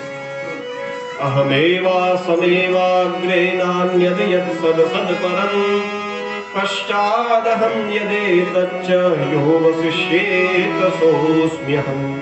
ભગવાને ચતુશ્લોકી ભાગવતનો ઉપદેશ આપી બ્રહ્માજીના મોહને દૂર કર્યો છે. અને પછી બ્રહ્માજીએ એ જ ચતુશ્લોકી ભાગવત નારદજીને આપ્યું છે. અને નારદજીએ એ જ ભાગવતનો વ્યાસજીને સંભળાવ્યું છે. વ્યાસજીએ એ જ ભાગવતનો વિસ્તાર કર્યો છે. એના 10 લક્ષણોનું વર્ણન કરી દ્વિતીય સ્કંદની કથાને વિરામ આપ્યો છે. તૃતીય સ્કંદની કથાનો પ્રારંભ થાય એની અંદર વિદુર કાકા તીર્થયાત્રા માટે ગયેલા અને કેમ નીકળાતા ત્યાંથી કથાનો પ્રારંભ થયો અને ફરીથી મહાભારતની અંદર જોડે છે. કીધું જ્યારે ભગવાન શાંતિ દૂત બનીને આવવાના હતા એવા સમયે ધૃતરાષ્ટ્રને એમ થયું કે હાલને હું વિદુરને પૂછું તો ખરા કે કૃષ્ણ આવે છે એ યુદ્ધ કરવાની ના પાડશે તો મારે એને હું જવાબ દેવો. એટલે વિદુર કાકાને બોલાવ્યા છે. વિદુર કાકાએ દુર્યોધન સામે ઊભો હતો અને સ્પષ્ટ કહી દીધું કે ભાઈ આ તમારા કુળનો નાશ કરવા વાળો દીકરો છે. આને ઘરની બહાર કાઢી મૂકો તો રાજન તમારું કલ્યાણ થશે. દુર્યોધનને સાંભળ્યો, ક્રોધ ચડ્યો. મારી સામે, મારા બાપાની સામે તું મારા વિશે તમે આવું બોલો છો, અમારું અન્ન ખાઓ છો, એમ કરીને ક્રોધે કરીને કાઢી મૂક્યા વિદુર કાકા. ભગવાન આવ્યા, ભગવાનનું કોઈ માયના નહીં. ભગવાન પાછા હેલા ગયા અને વળતા વળતા વિદુર કાકાની ઘરે રોટલી ખાધી. એ વાત આવે. પછી વિદુર કાકા તીર્થયાત્રા કરે છે. તીર્થયાત્રા કરતા કરતા એક દિવસ વૃંદાવનમાં પહોંચ્યા છે. અને જ્યાં વૃંદાવનમાં પહોંચ્યા ત્યારે એમને ખબર પડી કે ભાઈ પાંડવોને રાજ્ય મળી ગયું અને ભગવાન પણ સ્વધામ પધાર્યા છે. ત્યાં ઉદ્ધવજીની સાથે ભેટો થયો છે. ઉદ્ધવજી અને વિદુર કાકા બંને એકબીજા સાથે સંવાદ કરે છે. વિદુર કાકાને દુઃખ થયું. કઈ વાતનું દુઃખ થયું? કીધું ભગવાન મૃત્યુ સમયે વિદુર કાકાને યાદ કરતા હતા અને વિદુર કાકા ત્યાં પહોંચી ન શક્યા. ઉદ્ધવજીએ કીધું કે એમને તમારા માટે એક સંદેશો મૂકેલો છે. વિદુરજી રડતા જાય. કીધું મારા માટે સંદેશો હોય તો મને આપો ને. કીધું એમ નહીં, એ સંદેશો તમારા માટે જ છે પણ એ સંદેશો તમારે મૈત્રી ઋષિ પાસેથી લેવાનો છે. એમ કરીને બંને મહાનુભાવો ત્યાંથી છૂટા પડ્યા છે. અને આ બાજુ વિદુર કાકા મૈત્રી ઋષિ પાસે હરિદ્વારની અંદર આવ્યા છે. ગંગા કિનારે આવી હાથ જોડીને ઉભા રહી ગયા અને પ્રશ્ન કરવા માંડી શરૂઆત કરી છે. જેવા આવી ગયા મૈત્રી ઋષિની પાસે આવીને પ્રાર્થના કરી, સુખાય કર્માણિ કરોતિ લોકઃ નતૈ સુખમ વાન્યદુપારમં વા વિંદેત ભૂયસ્તત એવ દુઃખં યદત્ર યુક્તં ભગવાન વદેન્નઃ. હે મૈત્રેય ઋષિ, આમ તો મને ભગવાને જે ઉપદેશ આપ્યો છે એ હું સાંભળવા માટે આવ્યો છું, પણ એની પહેલા તીર્થયાત્રા કરતા કરતા મારી નજરે જે વસ્તુ ચડી છે એનો તમે મને જવાબ આપો. શું? કીધું માણસ સુખ કરવા માટે થઈને કર્મ કરે છે પણ એને સુખ મળતું નથી. દુખી જ કેમ થાય છે? એ કારણ આપો. અને એના ઉત્તરની અંદર વિદુર કાકાને મૈત્રેય ઋષિએ દિવ્ય કથા કીધી છે. એ જ કથાની અંદર સૃષ્ટિ વર્ણન ફરીથી આવે છે. વિદુરજીએ પણ કથા વિશે પ્રશ્નો કર્યા અને બ્રહ્માજીના પ્રાગટ્યની ફરીથી વાત આવી. અનંત ભગવાનથી પણ એક કથાની પ્રણાલી શરૂ થઈ છે એની વાત કરી. બ્રહ્માજીએ ભગવાનના દર્શન કર્યા છે એની વાત કરી. બ્રહ્માજીએ ભગવાનની કૃપાથી અને ભગવાનની ઈચ્છાથી વિવિધ પ્રકારની સૃષ્ટિ બનાવી એનું વર્ણન કર્યું છે. દશવિધ સૃષ્ટિ બાદ કાલ બન્યા એ કાળનું નિરૂપણ કર્યું છે. ત્યારબાદ બ્રહ્માજીએ સનત કુમારો રુદ્ર આદિ સૃષ્ટિ બનાવી એની વાત કરી. પણ એ દરેક સૃષ્ટિ પોતાની રીતે આગળ ચાલતી નથી. એટલે બ્રહ્માજીને એમ થયું કે મારા લીધે નહીં, સૃષ્ટિ એની રીતે આગળ ચાલે એવો કોઈ ઉપાય કરો. એવા સમયે મનુ મહારાજ અને શત્રુપા રાણીને ઉત્પન્ન કર્યા છે. આ મનુ અને શત્રુપા એ મનુષ્યનું પેલું જોડકું છે. મનુના જેટલા દીકરા થયા એ બધાય મનુષ્ય કહેવાય. એટલે આપણે બધાયનો પહેલો બાપ મનુ રાજા છે. અને એને ઘેરે 2 પુત્ર અને 3 દીકરી. પ્રિયવ્રત અને ઉત્તાનપાદ 2 દીકરા, દેવહૂતિ, આપૂતિ અને પ્રસૂતિ આ 3 એમની દીકરીઓ. મનુ મહારાજે કીધું હે ભગવાન, હે પિતાજી, હે બ્રહ્મદેવ, તમે કયો એ પ્રમાણે અમે સૃષ્ટિ બનાવીએ તો ખરા, પણ પૃથ્વી ક્યાં? પૃથ્વીને તો હિરણ્યાક્ષ પાતાળની અંદર લઈ ગયો છે. એમ કરી હિરણ્યાક્ષનું ચરિત્ર આવે છે, જેની અંદર ભગવાન વરાહ બનીને પ્રગટ થયા છે અને હિરણ્યાક્ષનો ઉદ્ધાર કર્યો છે. બોલીએ શ્રી વરાહ નારાયણ ભગવાન કી જય. હિરણ્યાક્ષનું આખું ચરિત્ર ભગવાનને સંભળાયું છે. સનત કુમારો દ્વારા જય વિજયને મળેલા શ્રાપની પણ વાત કરી અને ત્યારબાદ પૃથ્વીની સ્થાપના કરી વરાહ ભગવાને. અને એની અંદર મનુ અને શત્રુપાથી દિવ્ય સૃષ્ટિ ચાલી છે, જેની અંદર આકુતિ, પ્રસૂતિ, દેવહૂતિ 3 દીકરીઓ થઈ. એની અંદર વચલી જે દેવહૂતિ હતી, એ દેવહૂતિના લગ્ન કર્દમ ઋષિની સાથે કરવામાં આવ્યા, એની વાત આવી. કર્દમ ઋષિ તપસ્યા કરતા હતા, કારણ કે કર્દમ ઋષિ પણ બ્રહ્માજીના દીકરા છે. તપસ્યાના ફલે ભગવાનને પ્રાર્થના કરી, ભગવાન પ્રસન્ન થયા છે, આશીર્વાદ દેવા માટે પ્રગટ થયા. કીધું માગો, તમારે શું જોઈએ છે? કર્દમ ઋષિએ હાથ જોડીને ભગવાનની પ્રાર્થના કરતા કરતા કીધું, પ્રભુ, યે માયયા તે હતમે લતસ્વત પાદારવિંદમ ભવ સિંધુપોતમ ઉપાસતે કામલવાયતે શામ રાશીષ કામાન નિરયેભિયેસ્યુ. પ્રભુ, તમે અમને માગવાનું કહો છો, પણ જેટલા પણ કઈ માગીએ એ બધું નરકનું કામ છે, નરકમાં મોકલેલી વસ્તુ છે. પણ છતાં પણ હું માંગુ છું. શું કીધું? મારા ઘર સંસારને આગળ ચલાવે અને હું જે ધર્મની અંદર, હું જે વ્યવહારની અંદર રહું છું એને સમજી શકે એવી પત્ની તમે મને આપો. કર્દમ ઋષિની પ્રાર્થના સાંભળી ભગવાને કીધું, ચિંતા ન કરો, મનુ મહારાજ અને શત્રુપા રાણી આવશે, એમની દીકરી દેવહૂતિની સાથે તમે વિવાહ કરજો. 9 દીકરીઓ ઉત્પન્ન થશે અને એના પછી હું પોતે તમારી ઘરે અવતાર લઈને પ્રગટ થાય છે. અને જેવી વાત કરીને ભગવાન ગયા, ત્રીજે જ દિવસે મનુ મહારાજ શત્રુપા રાણી પોતાના રથની ઉપર દેવહૂતિ માને લઈને આવ્યા છે. આવીને પ્રસન્ન થયા, પોતાની દીકરી દેવહૂતિના વિવાહ એ કર્દમ ઋષિ સાથે કરાવી. મનુ મહારાજ અને શત્રુપા રાણી પોતાના રાજ્યમાં ચાલ્યા. પરિસ્થિતિ હવે જોવાની છે. રાજાની દીકરી, અને રાજા કેવા? એકમેવ ચક્રવર્તી સમ્રાટ, કારણ કે ત્યારે તો મનુ રાજા સિવાય બીજું દુનિયામાં કોઈ હતું જ નહીં, એકલા હતા. હવે એની રાજકુમારી હોય, એ કેવી સુખેથી રહી હશે? કઈ ભોગની, કોઈ સુખની, ત્યાં તો કઈ કમી ન હોય.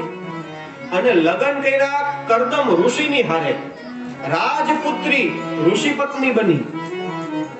ઋષિપત્ની બનીને કે છે ભાગવતમાં કથા, જેવી પત્ની બની ગઈ, લગ્ન થઈ ગયા એટલે કર્દમ ઋષિ તપસ્યામાં બેસી ગયા. વિચારો, અત્યારે આપણે વિચારીએ તો કેવું લાગે? દેખાડ્યું નથી કે આશ્રમની અંદર રસોડું ક્યાં છે, તમારે રહેવાનું ક્યાં છે, શું કરવાનું, કોઈ વસ્તુ નહીં. આંખો બંધ કરીને કર્દમ ઋષિ તપસ્યામાં બેસી ગયા. તોય કે છે દેવહૂતિ જે રાજપુત્રી હતી પણ ઋષિપત્ની બની ગઈ એટલે પોતાના પતિની સેવા કરે. અને એને ખબર છે કે આજે આંખો બંધ કરીને બેઠો છે, કાલે આ આંખ ખોલશે, મારી ઉપર પ્રસન્ન થશે એટલે મારી એકેય ઈચ્છા અધૂરી નહીં રહેવાની. અને થયું એવું, તપસ્યા પૂરી કરીને આંખો ખોલી તો જોયું જે ઓલી રાજપુત્રીનું સ્વરૂપ હતું ને એમાંથી ઋષિપત્ની હાવ શરીર સુકાઈ ગયું હતું સેવા કરતા કરતા. અને જેવી આમ પ્રસન્ન થયા એટલે શું પહેલું જ વરદાન આપ્યું, તુષ્ટોહમદ્ય તવ માન વિમાનદાયા શુશ્રૂષયા પરમયા પરયા ચ ભક્ત્યા યો દેહિનામયમતીવ સુહૃત સ્વદેહો નાવેક્ષિતઃ સમુચિતં શપિતું મદર્ભે. તુષ્ટોહમદ્ય, હે દેવી, હે બીજાને માન દેવા વાળી, હે મનુની દીકરી, તારી ઉપર હું પ્રસન્ન થયો છું, માગ તારા શું વરદાન જોઈએ. અને બીજું, આ જે તપસ્યા મેં કરી છે એ તપસ્યાનું અડધું ફળ તને મળે. કઈ કર્યા વગર દેવહૂતિને કર્દમ ઋષિની તપસ્યાનું ફળ મળ્યું છે. દેવહૂતિએ કીધું કે આપે મારી સાથે વિવાહ કર્યા છે, આપણો ગૃહસ્થ આશ્રમ આગળ ચાલે એવી કૃપા કરો. કામક નામનું વિમાન બનાવ્યું હોત અને વર્લ્ડ ટૂરમાં લઈ ગયા, આખી દુનિયા ફેરવી, ખાલી પૃથ્વી નહીં સ્વર્ગ ફેરવું. અને સ્વર્ગની અંદર જે જે વૈશ્રંભક ને સુરસન ને નંદ ને પુષ્પભદ્રક ને માનસ ને ચૈત્રરથ્ય, આ બધા ત્યાંના મોટા મોટા બગીચાઓ, આપણે અત્યારની નામમાં કહીએ તો રિસોર્ટ, એ સમયના બગીચાઓ, એ બધે ફેરવા. અને પછી 9 દીકરીઓનો જેવો જન્મ થયો છે, કરદમ ઋષિએ પહેલેથી શરત રાખેલી કે મારાથી જેવો પુત્ર કે પુત્રી ઉત્પન્ન થશે હું ઘર છોડીને વયો જઈશ, સંન્યાસ ગ્રહણ કરી લઈશ. પણ 9 દીકરીઓને ઉત્પન્ન થઈ. દેવહૂતિ માતાએ ફરીથી હાથ જોડીને ઉભા રહી કીધું, પ્રભુ દીકરો ઉત્પન્ન થયો હોત તો હું તમને સંન્યાસ લેવા દઉં. આ દીકરીઓ થઈ, દીકરીઓને સારે ઠેકાણે પરણાવવી એ જવાબદારી પિતાની છે. અને 9 દીકરીઓ પરણી જાય પછી હું તો એકલી, મને સહારો મળે એવી કોઈ મારી પર કૃપા કરો. અને એવા સમય ભગવાનનું વચન યાદ આવ્યું કે 9 દીકરીઓ પછી હું પોતે તારી ઘરે પ્રગટ થાઈશ. અને કહે છે ફરીથી 1 વર્ષ માટે ગૃહસ્થ આશ્રમ નિભાવે છે. અને એના પ્રતાપે, એના ફળ સ્વરૂપે ભગવાન કપિલ બનીને પ્રગટ થયા છે. બોલીએ શ્રી કપિલ નારાયણ ભગવાન કી હે. કપિલ ભગવાન પ્રગટ થયા છે. આ બાજુ બ્રહ્માજી પોતાના 9 દીકરાઓને સાથે લઈને આવ્યા અને આ 9 દીકરીઓના વિવાહ, કપિલ ભગવાનની 9 બહેનોના વિવાહ એ 9 પ્રજાપતિઓ સાથે કરી દેવામાં આવ્યા. અને હવે કરદમ ઋષિએ પોતાના દીકરા કપિલને હાથ જોડીને પ્રાર્થના કરે છે કે હવે હું શું કરું? કીધું કઈ વાંધો નહીં, તમે તો પિતાજી તપસ્યા કરવા જાઓ, મારે તો સાંખ્ય શાસ્ત્રનો ઉપદેશ અને એ મારી માને દેવાનો છે. એમ કરી આજ્ઞા લઈ અને કરદમ ઋષિ તપસ્યા માટે નીકળ્યા છે. આ બાજુ આશ્રમની અંદર, આ આશ્રમ ક્યાં આવ્યો ખબર? સિદ્ધપુર પાટણમાં. સિદ્ધપુર એ સિદ્ધ ક્ષેત્ર કહેવાય છે અને ત્યાં જ આ આશ્રમ આવેલો છે. કરદમ, કપિલ ભગવાન અને માતા દેવહૂતિ એકલા પડ્યા છે અને એવા સમયે હાથ જોડીને પ્રાર્થના કરે છે, તમ ત્વા ગતાહમ શરણમ સ્વરણ્યમ સ્વભૃત્ય સંસાર તરોહ પુઠારમ જિજ્ઞાસયાહમ પ્રકૃતેઃ પુરુષસ્ય નમામિ સદ્ધર્મ વિદામ વરિષ્ઠમ. સદ્ધર્મને જાણવા વાળા શ્રેષ્ઠ એવા હે કપિલ ભગવાન, દીકરો છે પણ ભગવાન તરીકે પૂજે છે. પ્રભુ સાંખ્ય શાસ્ત્રનો ઉપદેશ આપો.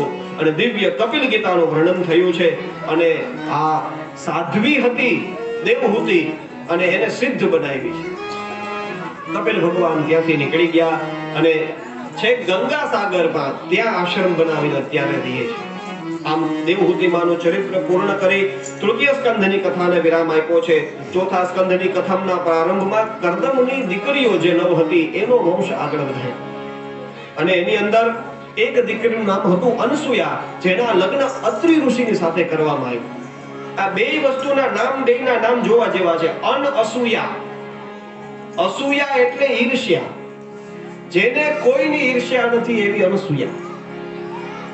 અને અત્રિ, ત્રિ એટલે સત્વ રજતમ, આ ત્રણેય ગુણોમાં જે ફસાયેલો નથી એ અત્રિ. બંનેના વિવાહ થયા. કીધું આપણે પણ ભગવાનની પાસે પ્રાર્થના કરીએ કે અમારે દિવ્ય સંતાન ઉત્પન્ન થાય. આંખો બંધ કરીને તપસ્યા કરે છે મંદરાચલની અંદર. એવી રીતની તપસ્યા કરી બ્રહ્મા વિષ્ણુ મહેશ ત્રણેય દેવતા સામે આવીને પ્રગટ થઈ ગયા. કીધું માગો, શું જોઈએ છે? એવા સમયે કપિલ અત્રિ મહારાજે કીધું છે કે હે પ્રભુ, તમે વિશ્વની ઉત્પત્તિ સ્થિતિને લઈ કરવા વાળા તમે ત્રણેય દેવતા, મેં તો કોઈ પણ એકનું ધ્યાન ધર્યું તો તમે ત્રણેય આવીને ઊભા થઈ ગયા. કીધું હા, અમે ત્રણેય એક જ છીએ, એમાં કઈ ભેદ નથી. કીધું મારે તો દીકરો જોઈએ, હવે તમે ત્રણેય આપો.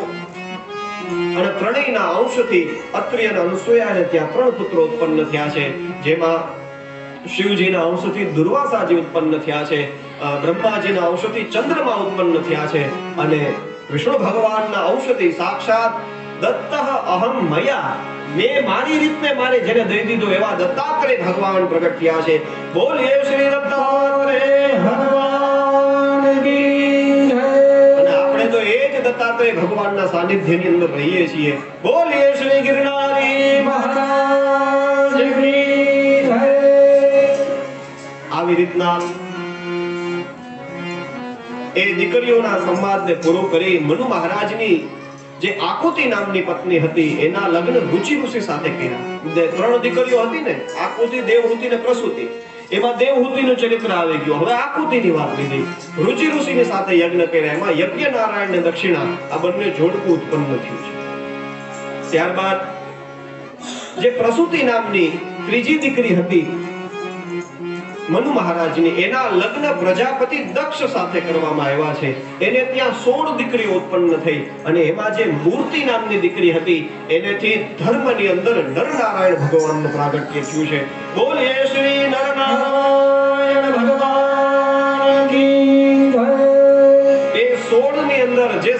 નાની અને પોતાના પિતા દક્ષને સૌથી વાલી હતી એવી સતી એના વિવાહ શિવની સાથે કરવામાં આવ્યા. અને તરત જ વાત કરી વિદુર કાકાએ, મૈત્રેય ઋષિએ કે ભાઈ વિદુર કાકા, લગ્ન તો થયા સતીના, પણ સતીથી શિવમાં કોઈ સંતાન નથી. એટલે કીધું ભાઈ એવું કેમ થયું? કીધું એના બાપાના યજ્ઞની અંદર એક દિવસ બલિ મળી ગઈ. કીધું શિવજી તો કોઈ દી દ્રોહ ના કરે, દ્રોહ કઈ દક્ષે કર્યો હશે. મને વાત માંડીને કહ્યું છે શું થયું હતું? ભવે શીલવતામ શ્રેષ્ઠે દક્ષો દુહિતૃવત્સલઃ વિદ્વેષમ કરોત કસ્માદનાદૃત્યાત્મજામ સતી. પોતાની દીકરીનો અનાદર કર્યો, પોતાના જમાઈ શિવનો અનાદર એ દક્ષે શું કર્યું હતું એ કહ્યું. એટલે વાત માંડીને કીધી કે ભાઈ દક્ષને પ્રજાપતિનું પદ મળ્યું હતું. બધા જેટલી પ્રજા હતી એનો રાજા બનાવ્યો. હવે એ રાજ્યાભિષેક જે દિવસે થવાનો હતો એ જ દિવસે બ્રહ્માજી અને શિવજી ને બધા એ રાજ્યાભિષેકની અંદર સામેલ હતા. અને કે છે દક્ષ જેવો આવ્યો એટલે બ્રહ્માજી અને શિવજી આ બે ઊભા ન થયા. બીજા બધા ઊભા થઈ અને રાજાનું સ્વાગત કરે છે. શિવજી ઊભા ન થયા ને એને ગમ્યું નહીં. કીધું મારી દીકરીની હારે વિવાહ કર્યા છે, આ મારો જમાઈ છે અને આ ઊભો ન થાય કેમ હાલે? અને પછી રાજસભાની અંદર આવી, આમ તો સભાધ્યક્ષે અંતિમમાં બોલવાનું હોય, શરૂઆતમાં આવી અને જેમ તેમ બોલવા લાગ્યો. કીધું આ શિવજીને કઈ ખબર પડતી નથી, સ્મશાનની અંદર રહેવા વાળો છે, એને કોઈ જાતનું ભાન નથી. અરે સભાની અંદર કેમ બેસવું જોઈએ ને એમ જેમ તેમ જ્યારે કહેવા લાગ્યો કે છે એવા સમયે અંતિમમાં દક્ષે શ્રાપ આપી દીધો શિવજીને કે ભાઈ યજ્ઞની અંદર શિવજીને ભાગ નહીં મળે. શિવજી તો ત્યાંથી ઉભા થઈને આવતા રહ્યા. આ બાજુ નંદીએ દક્ષને શ્રાપ આપ્યો કે તે જે મુખે શિવની નિંદા કરી છે તારું મોઢું કપાય છે. કૈલાસની અંદર આવીને ભગવાન તો આંખો બંધ કરીને બેસી ગયા. જો શિવજીનું ચરિત્ર આપણને દેખાડે કે કેમ જીવન જીવાય. આ શિવ કઈ સ્મશાનમાં રહેવા વાળા નથી. હકીકતે ગૃહસ્થ આશ્રમ કેમ હલાવો એ શિવજી આગળથી શીખાય. પિયરની અંદર આવડું અપમાન થયું સાસરિયામાં શિવજીનું. દક્ષે જેમ તેમ કહી દીધું, યજ્ઞમાં ભાગ નહીં મળે એમ કહી દીધું ને એમ કરીને ત્યાંથી ક્રોધમાં આવી ગયા. અને અહીંયા આવી અને પોતાની પત્ની સતીને એક શબ્દ નથી કીધો તારો બાપો મને ખીજાણો હતો. અત્યારનું એવું થાય, ખાલી મિષ્ટાન ને જમવામાં ન બનાવ્યું હોય તોય અહીંયા ઘેર આવીને દોડ કાઢ નાખે. અને નાની સુની વાત નથી, 88,000 વર્ષ સુધીનો વાત નીકળી. બીતે સંવત સહત 87 87,000 વર્ષ સુધી શિવજી બોલ્યા જ નહીં. શિવજીને તો બોલવું ન પડ્યું, પણ દક્ષને એમ થયું કે યજ્ઞમાં આને ભાગ નથી મળતો તો હાલને કંઈક કરીએ. યજ્ઞ બંધ થઈ ગયા, કારણ કે શિવજી વગર યજ્ઞ કેમ થાય? અને ભાગ ન મળે એટલે કોઈ યજ્ઞ ન કર્યો. દક્ષે કીધું કોઈ ન કરે કઈ વાંધો નહીં, આપણે કરીએ. શિવના વિરોધમાં એક યજ્ઞ કર્યો, પૂરો થઈ ગયો. બધાએ એકદમ શાંતિથી પૂરું કરીને વયા ગયા. કીધું આમાં આપણે કઈ ઉપાધિ નથી, એને શાંતિથી હાલશે. દક્ષે કીધું એમ નહીં, શિવજીને આ યજ્ઞ નથી કર્યો, શિવજી ક્રોધમાં નો આવે એવું ન હાલે. સામે વાળો શાંતિથી રહેતો હોય પણ તો એમ નહીં. બાથણું અઠવાડિયે 15 દિવસે એખાદી વાર તો થવું જ જોઈએ. એના વગર સંતોષ ન થાય. અને પોતાને એને કઈ લાગે વળગે નહીં. સામે વાળા નહીં આવે એમ. આપણે આ ઘરમાં બેઠો રહેવાનું, સામે વાળા બાંધે એ જોવાની મજા. બાકી પોતાની દીકરી અને સૌથી વાલી દીકરી સતી જેના ઘરમાં છે, શિવજીની હારે ક્રોધ કરીને ક્યાં જવું તું? દર્શન કર્યો ક્રોધ. અને આ વખતે તો એવું કર્યું, પોતાની બીજી દીકરીઓને બોલાવવા માટે જે વિમાન મોકલા ને એ બધા વિમાનમાં ડ્રાઈવરોને કીધું તમારે છે ને કૈલાસની ઉપરથી ઘરરાટી કરતું કરતું નીકળવું. આ બાજુ શિવ અને સતી શાંતિથી એકબીજાની સામે બેસીને દેવીએ કથા કરે છે. શિવજી કથા કે સતી કથા સાંભળે. રેવામાં ઓલો વિમાનનો અવાજ આવ્યો. આમ ઉપર જઈને જોયું, એની બેનું જ હતી. હવે બેનું ને એકબીજાની તો હોય. કીધું હાલ ક્યાં જા છો? કીધું હું તો મારા પિતાના યજ્ઞમાં જાઉં છું. સતીને થયું અરે મારા પિતા યજ્ઞ કરે મને ખબર નથી. શિવજી તો આ તો ત્રણેય કાળ ત્રિકાળદર્શી છે, શિવજીને તો ખબર હોય. એટલે સતીએ આમ હાથ જોડીને કીધું મારા પિતા યજ્ઞ કરે છે. શિવજી કે મન ખબર છે. તો મારા પિતાનો યજ્ઞ હોય તો પિતાની ઘરે, ગુરુની ઘરે, ભગવાનના મંદિરે કઈ આમંત્રણ ન આવે, ત્યાં તો એમને મે જવાય. આ બધી જગ્યાઓ આ કથા હાલતી હોય તો કઈ બધાને ઘરે કંકોત્રી કાગળિયા મોકલવાની જરૂર નથી. કથા હાલે છે, કાનમાં શબ્દ સંભળે, આવતું રહેવાનું. આમાં કઈ અહીંયા આવા હાટું થઈને ઇન્વિટેશન ફરજિયાત ન હોય. એમ પિતાની ઘરે દીકરીને જવું હોય તો એમાં કઈ કઈ લેખા મૂર્ત જોવાનો હોય. હા, ઈ છે કે જ્ઞાન પેરિયાથી હારી આવે પાછું જોવે કેદી નીકળે. પિતાની ઘરે જવામાં કઈ મૂર્ત ન જોવાના હોય. એટલે કીધું સતી કીધું મારે તો જવું છે. પછી વ્યવહારિક રીતે સમજાવ્યું, કીધું આમાં આપણે રહીએ, અહીંયા બરફના થોથા સિવાય બીજું કઈ છે નહીં. અને આમાં બાપાના યજ્ઞમાં જાશું, એવડો મોટો યજ્ઞ કરે, દાન દક્ષિણામાં તમે જમાય છો, તમને કઈક દેશે. હરિબર હમારે હિતુમ, આ બધું લેવા હાટો થઈને આપણે જવું જોઈએ. એમ કરીને લોભ આપ્યો શિવજીને. શિવજીને હું લાલચ ને લાગે વળે કે ચપટી ભભૂત લે હે ખજાના કુબેર કા. અને સતીને પછી આટલી પરિસ્થિતિ બગડીને એવા સમયે પછી શિવજીએ સતીને કીધું કે દેવી, આ યજ્ઞ નથી, આ મને ઉશ્કેરવાનું કાવતરું જ છે. આજથી 87,000 વર્ષ પહેલાની વાત છે. એ સમયે પ્રજાપતિનો આ જ્યારે થતો હતો રાજ્યાભિષેક, એવા સમયે મારાથી ઊભું નતું થવાનું. મને ઊભો થવામાં કઈ વાંધો નતો, પણ હું આંખો બંધ કરીને તપસ્યામાં લીન હતો. અને દેવી તમને તો ખબર છે, હું તપસ્યામાં બેઠો હોય તો મને કઈ ખબર ના હોય. સતીને એમ થયું, અરે મારા પિતા અને મારા પતિની વચ્ચે આટલા વર્ષોથી હવે મનસ્ય છે, મારે દૂર કરવું. હવે આને કોઈ વાતે હક ન થાય. મારા પિતા અને મારા પતિની વચ્ચે આવી રીતે બગડું છે, ઈ ન હાલે. મારે બેયને સુધારવું છે. એવી ઈચ્છા થઈ એને દક્ષના યજ્ઞમાં જવાની ઈચ્છા કરી. આ બાજુ શિવજીએ ના પડી, દેવી જો તમે યજ્ઞની અંદર જાશો તો તમારું કલ્યાણ નહીં થાય.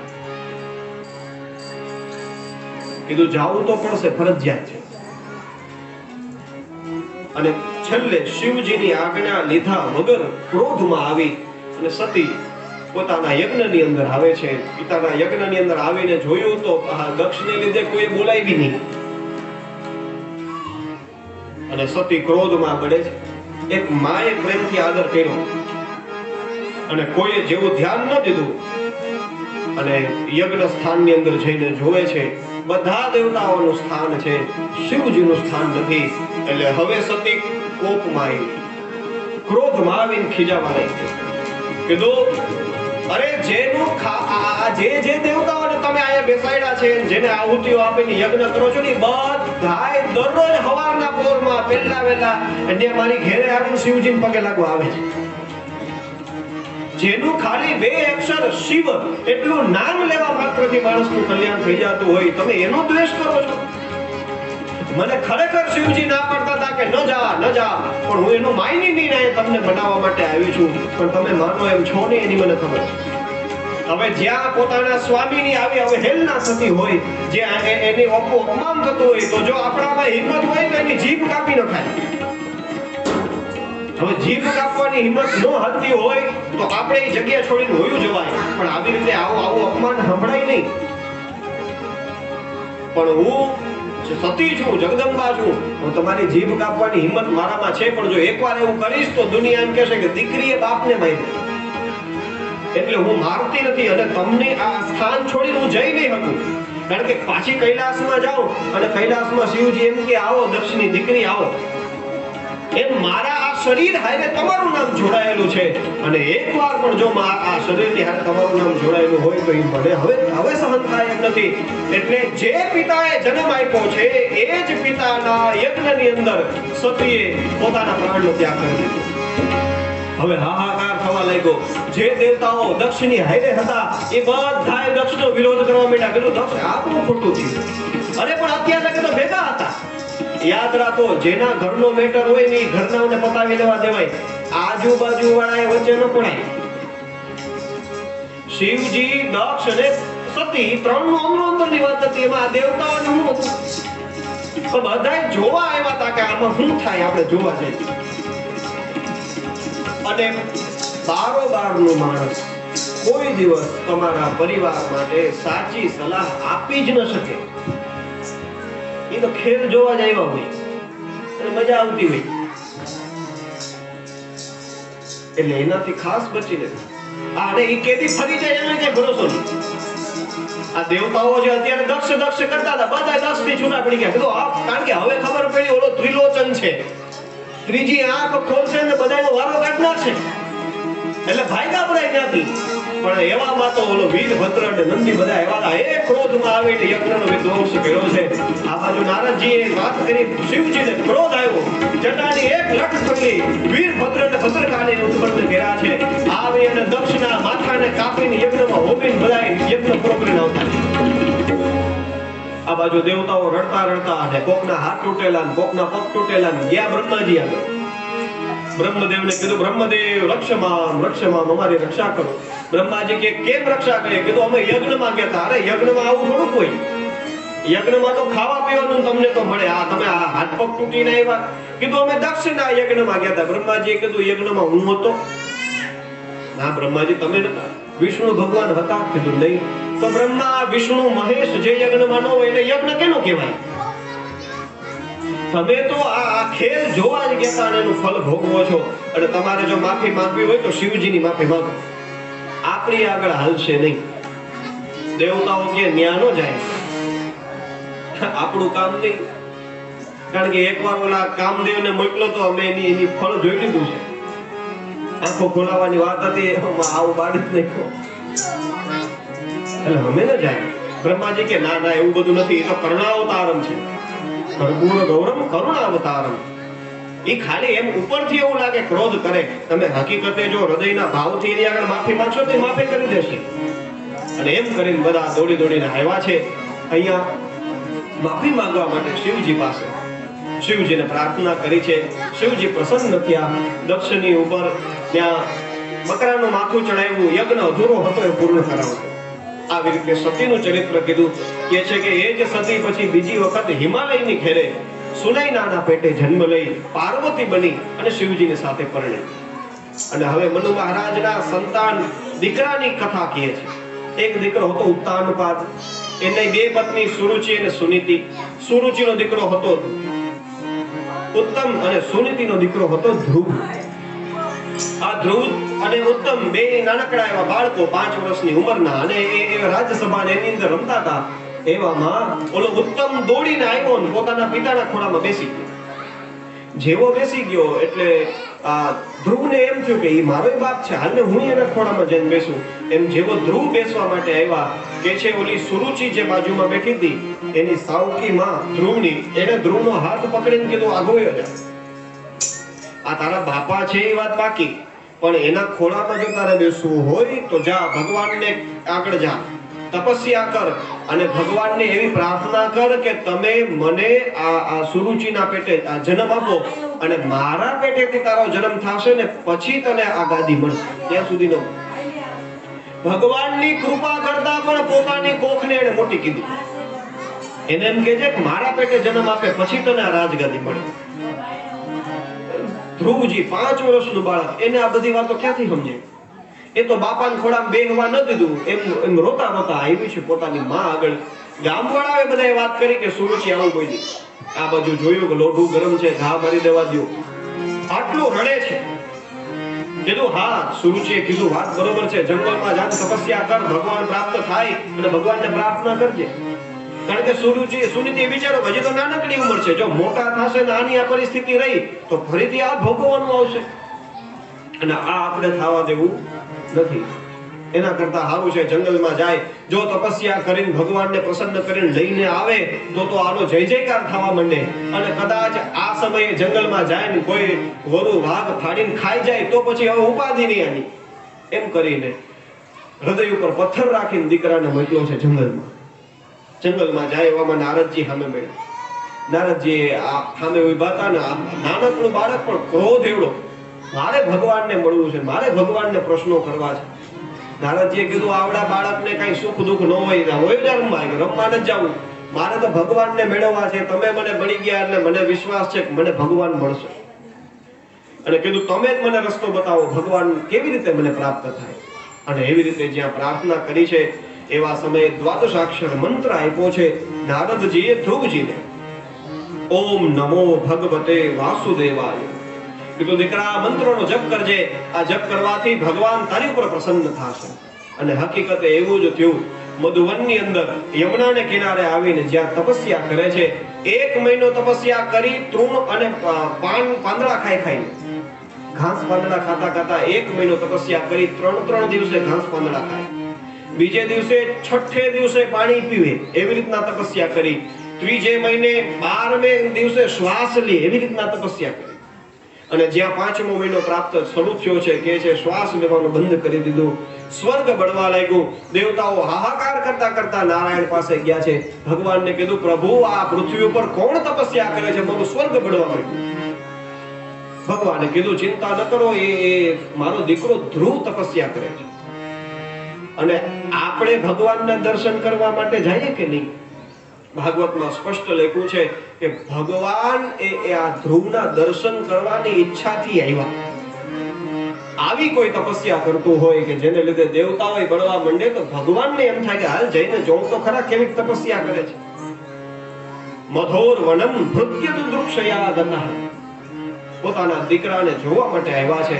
5 વર્ષનો આ ધ્રુવ આંખો બંધ કરીને ઓમ નમો ભગવતે વાસુદેવાય, ઓમ નમો ભગવતે વાસુદેવાયનો જપ કરે છે. સામે ભગવાન છે, પણ અંદર હૃદયની અંદર ભગવાનનું સ્વરૂપ છે ને, આંખો નથી ખોલતો. ભગવાને હૃદયની અંદર જે પોતાનું સ્વરૂપ હતું એનું અંતર્ધાન કર્યું. ધ્રુવજી વિહવળ બન્યા છે, આંખો ખોલીને જ્યાં સામે જોવે છે અને ભગવાન પ્રત્યક્ષ જોયા. જેમ ઓલી લાકડી ઊભી હોય પવનના ઝોકે પડી જાય એમ દંડવત પ્રણામ કર્યા છે ભગવાનના ચરણો. માએ કીધું તું ભગવાન પ્રસન્ન થાય ને તો કઈક એની સ્તુતિ કરજે. હવે આ કોઈ દી અભ્યાસ કર્યો નથી કે વિદ્યાલયમાં ભણવા ગયા નથી, એને સ્તુતિ કરતા કેમ આવડે?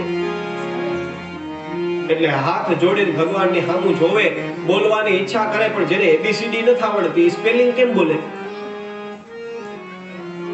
કેવી રીતે સ્તુતિ કરવી?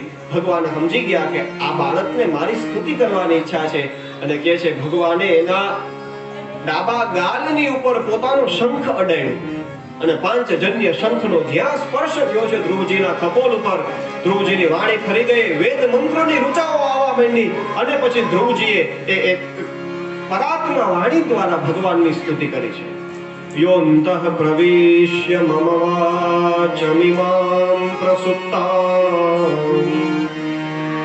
સંજીવયત્યખિલ શક્તિધરઃ સ્વધામ્ના अन्याश्च हस्तचरण श्रवणत्वगादि नमो भगवते पुरुषाय. ભગવાનને પ્રાર્થના કરી, ભગવાનની સ્તુતિ કરી છે. અંતે ભગવાનની પાસે માંગ્યું કે જેવી રીતે ગાય હોય એના તાજા જન્મેલા વાછરડાને જેમ પ્રેમ કરતી હોય એવી રીતે હે પ્રભુ તમે અમને અમારું ધ્યાન રાખો. આવી રીતની પ્રાર્થના કરી. ભગવાને એને 36,000 વર્ષ સુધી પૃથ્વીનું રાજ્ય આપ્યું. અને ઈચ્છા હતી ને કે મારા બાપાને કે એના બાપાને ન મળ્યું એવું પદ તમે મને આપજો. ભગવાને એની એ ઈચ્છા પૂરી કરી. ધ્રુવલોકની સ્થાપના કરી. પૃથ્વી ઉપર 36,000 વર્ષ સુધી રાજ્ય કર્યા પછી ધ્રુવજી ધ્રુવલોકમાં પધાર્યા. ત્યારબાદ એના વંશમાં અંગ નામના રાજા થયા છે. એના વંશમાં વેન નામનો દુષ્ટ રાજા થયો. અને પછી બ્રાહ્મણોના હુંકારથી આ વેનનું શરીર બળી ગયું. પછી એના સાથળનું મંથન કરવામાં આવ્યું તો એમાંથી નિષાદોની ઉત્પત્તિ થઈ. પછી એના બાહુઓનું મંથન કરવામાં આવ્યું, એમાંથી પૃથુ રાજા અને અર્ચી દેવી ઉત્પન્ન થયા છે. આ પૃથુ મહારાજ પણ ભગવાનનો અવતાર છે. બોલીએ શ્રી પૃથુનારાયણ ભગવાન કી. રાજાનું ચરિત્ર કહ્યું છે. એમાં 100 અશ્વમેધ યજ્ઞ કર્યા. 100 અશ્વમેધમાં ભગવાન પ્રગટ થયા છે. ભગવાનની પ્રાર્થના કરતા કરતા પૃથુ મહારાજે કીધું પ્રભુ તમે મને 10,000 કાન આપો. આવું માંગ્યું ભગવાન. આપણને એમ થાય કે આ કઈ માંગવાની વાત છે? વિદસ્વ કર્ણાયુત એષમે વરહ, પ્રભુ તમે મને 10,000 કાન આપો. ભગવાને કીધું એટલા બધા કાનનું શું કામ છે? કીધું આ 2 કાનથી તમારી કથા સાંભળીએ તો અમને તૃપ્તિ નથી થતી, એટલે આ 10,000 કાન હોય વિવિધ તમારી કથાઓ સાંભળીએ કદાચ અમને તૃપ્તિ થાય. આવી પૃથુ મહારાજે પ્રાર્થના કરી. એના વંશમાં આગળ જતા બરહિષ્મન નામના રાજા થયા છે અને એ બરહિષ્મનને પુરંજન ઉપાખ્યાનનો ઉપદેશ કરી નારદજીએ એને મોક્ષ ગતિ અપાવી છે અને એના જ વંશમાં પ્રચેતાઓ 10 દીકરાઓ પ્રચેતાઓ થયા છે અને એને તપસ્યા કરવા માટે નારાયણ સરોવરને કિનારે ગયા છે. શિવજી દ્વારા રુદ્રગીત પ્રાપ્ત થયું અને રુદ્રગીત દ્વારા ભગવાન નારાયણને પ્રસન્ન કર્યા છે અને ભગવાને એમને ઘેરે દક્ષ નામનો દીકરો દીધો. આમ કરી ચોથા સ્કંદની કથાને વિરામ આપ્યો છે. પાંચમા સ્કંદની અંદર પ્રિયવ્રત રાજાનું ચરિત્ર આપ્યું છે. ત્યાંથી નાભીને ત્યાં ઋષભને ત્યાં ભરતનું ચરિત્ર કહી અને પ્રિયવ્રતના વંશને પૂર્ણ કરી. પછી ખગોળ ભૂગોળની બધી ચર્ચા કરી. પૃથ્વી લોક કેને કહેવાય ને આકાશમાં શું શું આવ્યું છે એનું બધું વિસ્તારથી વર્ણન છે. આ બધું વર્ણન કર્યા પછી અંતિમમાં ભગવાન પરીક્ષિત રાજાએ પૂછ્યું છે સુખદેવજી મહારાજને કે મહારાજ આ બધું વર્ણન કર્યું પણ એમાં કે નરકનું વર્ણન તો નથી કર્યું. નરક ક્યાં છે? એવા સમયે નરકનું વર્ણન કર્યું એક અધ્યાયની અંદર અને એની અંદર પાપનું વર્ણન થયું. પાપનું ફલનું વર્ણન થયું એટલે પરીક્ષિત રાજા ડરી ગયા. કીધું મહારાજ મેં પણ બ્રાહ્મણનો અપરાધ કરેલો છે. આ મને પણ બ્રાહ્મણના અપરાધથી બચાવવા માટે કોઈ ઉપાય બતાવો ને. એવા સમયે છઠ્ઠા સ્કંદના પ્રારંભમાં 3 અધ્યાયમાં નામ પ્રકરણનું વર્ણન કરવામાં આવ્યું છે જેની અંદર અજામિલની કથા છે. અજામિલ નામનો બ્રાહ્મણ હતો, સદાચારી હતો, ભગવાનનું ભજન કરવા વાળો હતો, પણ એક વખત કોઈ વેશ્યાને કોઈ ગંધર્વની સાથે સંગ કરતા જોયું. મન એની અંદર પરોવાઈ. પછી તો પોતાના ઘરનાઓને મા-બાપને પોતાની પત્નીને કાઢી મૂક્યા. ઓલી વેશ્યાને ઘરમાં લઈને બેસાડ્યા. 10 દીકરા ઉત્પન્ન થયા. એમાં સૌથી નાનો હતો એનું નામ હતું નારાયણ. એની ઉપર પ્રેમ અને પછી મૃત્યુ સમયે જ્યારે યમના દૂતો આવ્યા ને યમનો પાશ નાખ્યો. હવે યમનો પાશ કેવો હોય જોઈ લો. આમ હોય, એક હુક હોય ગળામાં આમથી ભરાવે, બીજો અહીંથી ભરાવે અને આમ કરીને બે સામેથી ખેંચે. એવી રીતે આપણા શરીરમાંથી યમના દૂતો પ્રાણ કાઢે. કેવી એની પીડા થતી હોય. અને એવી પીડાના સમયે પણ પોતાના દીકરા નારાયણને યાદ, હે નારાયણ મને બચાવ, હે નારાયણ મને બચાવ એવી રાડ નાખી કે છે. આકાશમાં ભગવાન નારાયણના પાર્ષદો હતા, આવ્યા, યમદૂતોના પાશ કાપી નાખ્યા. યમદૂતોએ કીધું કોણ છો તમે? આ અમારી રાજાની આજ્ઞાનું અવહેલના કરવા વાળા કોણ છો? કીધું અમે ભગવાન નારાયણના પાર્ષદો છીએ. બોલા યમના દૂતો હસવા માંડ્યા. કીધું આને તમારા ભગવાનને ક્યાં બોલાવ્યા? આને તો એના દીકરાને બોલાવ્યો હતો. વિષ્ણુ ભગવાનના પાર્ષદોએ કીધું તમે રહેવા દો, અમે સમજાવીએ તમને. આના દીકરાનું નામ નારાયણ છે એટલે અમારા ભગવાનનું નામ નારાયણ છે કે અમારા ભગવાનનું નામ નારાયણ છે એટલે એના દીકરાનું નામ નારાયણ છે? પેલું કોણ? એમના દૂતો કે પહેલા તો ભગવાન જ હોય ને. તો બસ પહેલી વાર જે નારાયણ બોલ્યો છે એટલે એનો પહેલો અર્થ તો ભગવાન જ થાય. આમ બચાવાય. આજે સંવાદ ચાલતો તો એકબીજાનો. અજામિલ જોઈ ગયો, અજામિલને પોતાના પાપ યાદ આવી ગયા, પોતાની ભૂલો યાદ આવી ગઈ, પ્રાયશ્ચિત્ત કર્યું, અજામિલનો ઉદ્ધાર થયો. આટલું ભગવાનના નામમાં મળે છે. જો આખે આખો મંડપ હોય કે મોટું ઘર આખે આખું કપાસનું ભરેલું હોય અને બાળવા હાટો કેટલી દિવાસળી જોઈએ? એક જ દિવાસળીમાં બધું બળી જાય. બસ એવી જ રીતે અનેકો પાપ ભલે કર્યા હોય પણ જો એક વખત પણ શ્રદ્ધાથી ભગવાનનું નામ લીધું હોય તો ભગવાનનું લીધેલું એક નામ પણ અનેકો પાપોનો નાશ કરી દે. પણ શરત એ છે કે નામ શ્રદ્ધાથી લીધેલું હોવું જોઈએ. વિશ્વાસ હોવો જોઈએ કે એ આપણી રક્ષા કરશે. આવી રીતે અજામિલની ઉપાખ્યાન કીધું છે.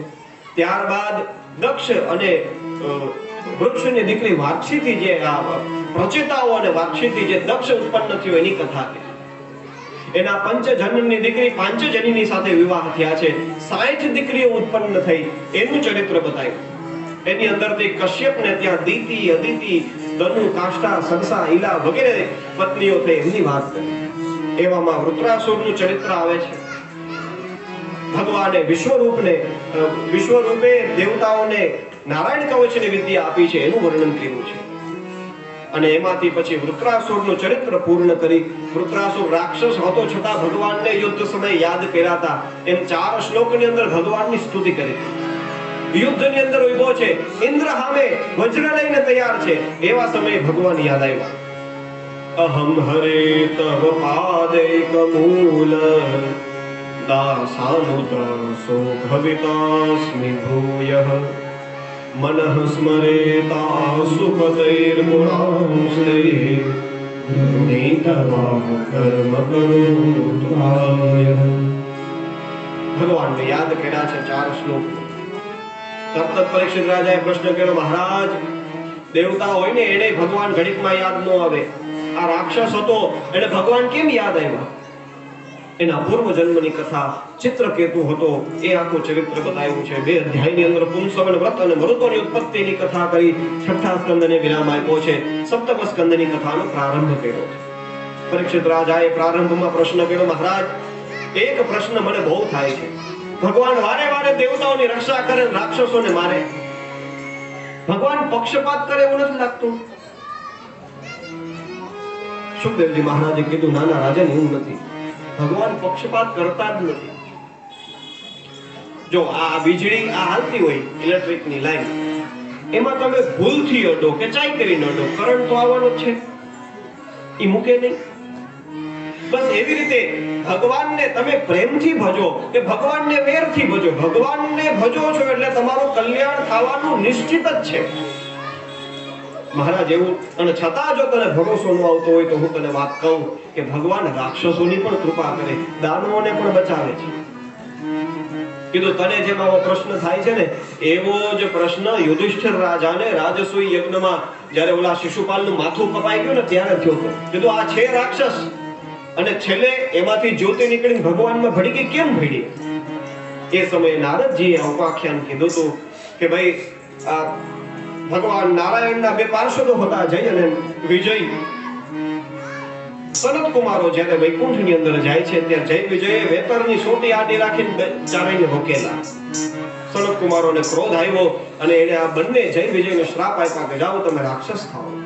3 જન્મ સુધી રાક્ષસ થવું પડ્યું।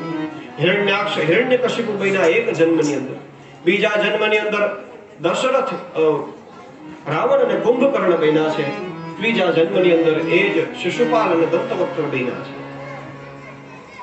અને જ્યારે હિરણ્યાક્ષ બન્યા હતા ત્યારે ભગવાન વરાહ બનીને આવ્યા, જેનો ઉદ્ધાર કર્યો। અને હિરણ્યકશિપુ આવ્યા બન્યા હતા ત્યારે એના પુત્ર પ્રહલાદની રક્ષા કરવા હાટુ થઈને ભગવાન થાંભલામાંથી પ્રગટ થયા હતા અને નૃસિંહ બન્યા હતા। સુખદેવજી મહારાજની આ વાત સાંભળી પરીક્ષિત રાજાએ કીધું, મહારાજ થાંભલામાંથી ભગવાન પ્રગટ થાય? કીધું હા થાય। અરે પ્રહલાદની રક્ષા કરવા કેમ પ્રગટ થયા એની વાત કરો। હિરણ્યકશિપુનું ચરિત્ર કહે છે, હિરણ્યાક્ષનો ઉદ્ધાર કર્યા પછી હિરણ્યકશિપુ રાજા બન્યો। રાજા બન્યો એટલે બધા ડરતા હતા, એ બધાને સાંત્વના આપી પરિવારજનોને, તપસ્યા કરવા ગયો। બ્રહ્માજી આગળ એવી તપસ્યા કરી, ખાલી પગના અંગૂઠા ઉપર ઉભો રહ્યો અને હાથ અને દ્રષ્ટિ બે હવામાં આકાશમાં ઊંચે અને ઓમ બ્રહ્મણે નમઃ કરતા દિવ્ય 100 વર્ષ સુધી તપસ્યા કરી। આખું શરીર સુકાઈ ગયું, આખા શરીરમાં ખાલી હાડકા બાકી રહ્યા હતા અને એની ઉપર પણ ઓલી દિમક જામી ગઈ હતી, એવી પરિસ્થિતિ હતી। બ્રહ્માજી પ્રસન્ન થયા છે, માગ વરદાન માગ, તારે શું જોઈએ? હિરણ્યકશિપુને કીધું કે તે જે તપસ્યા કરી એવી તપસ્યા આજ સુધી કોઈ કરી નથી, કોઈ કરશે પણ નહીં, માગ તારે શું જોઈએ? કીધું અમર બનાવો। બ્રહ્માજી કે એ કામ મારું નહીં, તો હું ન બનાવું તો બીજો કોણ બનાવી શકે? સારું, તો સવારે ન મરું, સાંજે ન મરું? કીધું તથાસ્તુ। હજી કઈ માંગવું હોય તો માંગ। કીધું શસ્ત્રથી ન મરું, અસ્ત્રથી ન મરું? તથાસ્તુ। અંદર ન મરું, બહાર ન મરું? તથાસ્તુ। માનવથી ન મરું, પશુથી ન મરું? તથાસ્તુ। ટૂંકમાં હિરણ્યકશિપુ કે બ્રહ્માજી તમારાથી બનાવેલી સૃષ્ટિથી હું ન મરું એવું વરદાન આપો। ભૂતેભ્યો ત્વદ્ સૃષ્ટિભ્યો મૃત્યુર્માભું મમ પ્રભો, એ એકેથી હું ન મરું એવું વરદાન આપો। બ્રહ્માજીએ કીધું તથાસ્તુ। અને હવે હિરણ્યકશિપુ સમજી ગયો કે હું જ ખરેખર રાજા છું, દેવતાઓને પોતાના અધીન કરી લીધા છે। અને એના જ પત્ની કયાધુને ત્યાં 4 પુત્રોનો જન્મ થયો છે, હલાદ, અનુહલાદ, સહલાદ અને પ્રહલાદ। ચોથા પ્રહલાદજી છે જે ભગવાનના ભગત છે, જેની સામે કોઈ નથી ઊંચો અવાજે બોલતું, જેની સામે કોઈ વેદ શું છે, ધર્મ શું છે એનું નામ નથી લેતું, કે જે એની સામે એનો જ દીકરો નારાયણ નારાયણ નારાયણ કરે, જેને કોઈ ન પહોંચે એને એનું પેટ પહોંચે। મોટામાં મોટો જિલ્લાનો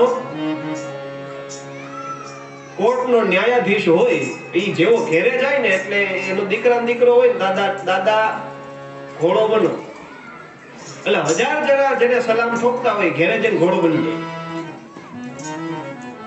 ન્યા માનવું પડે.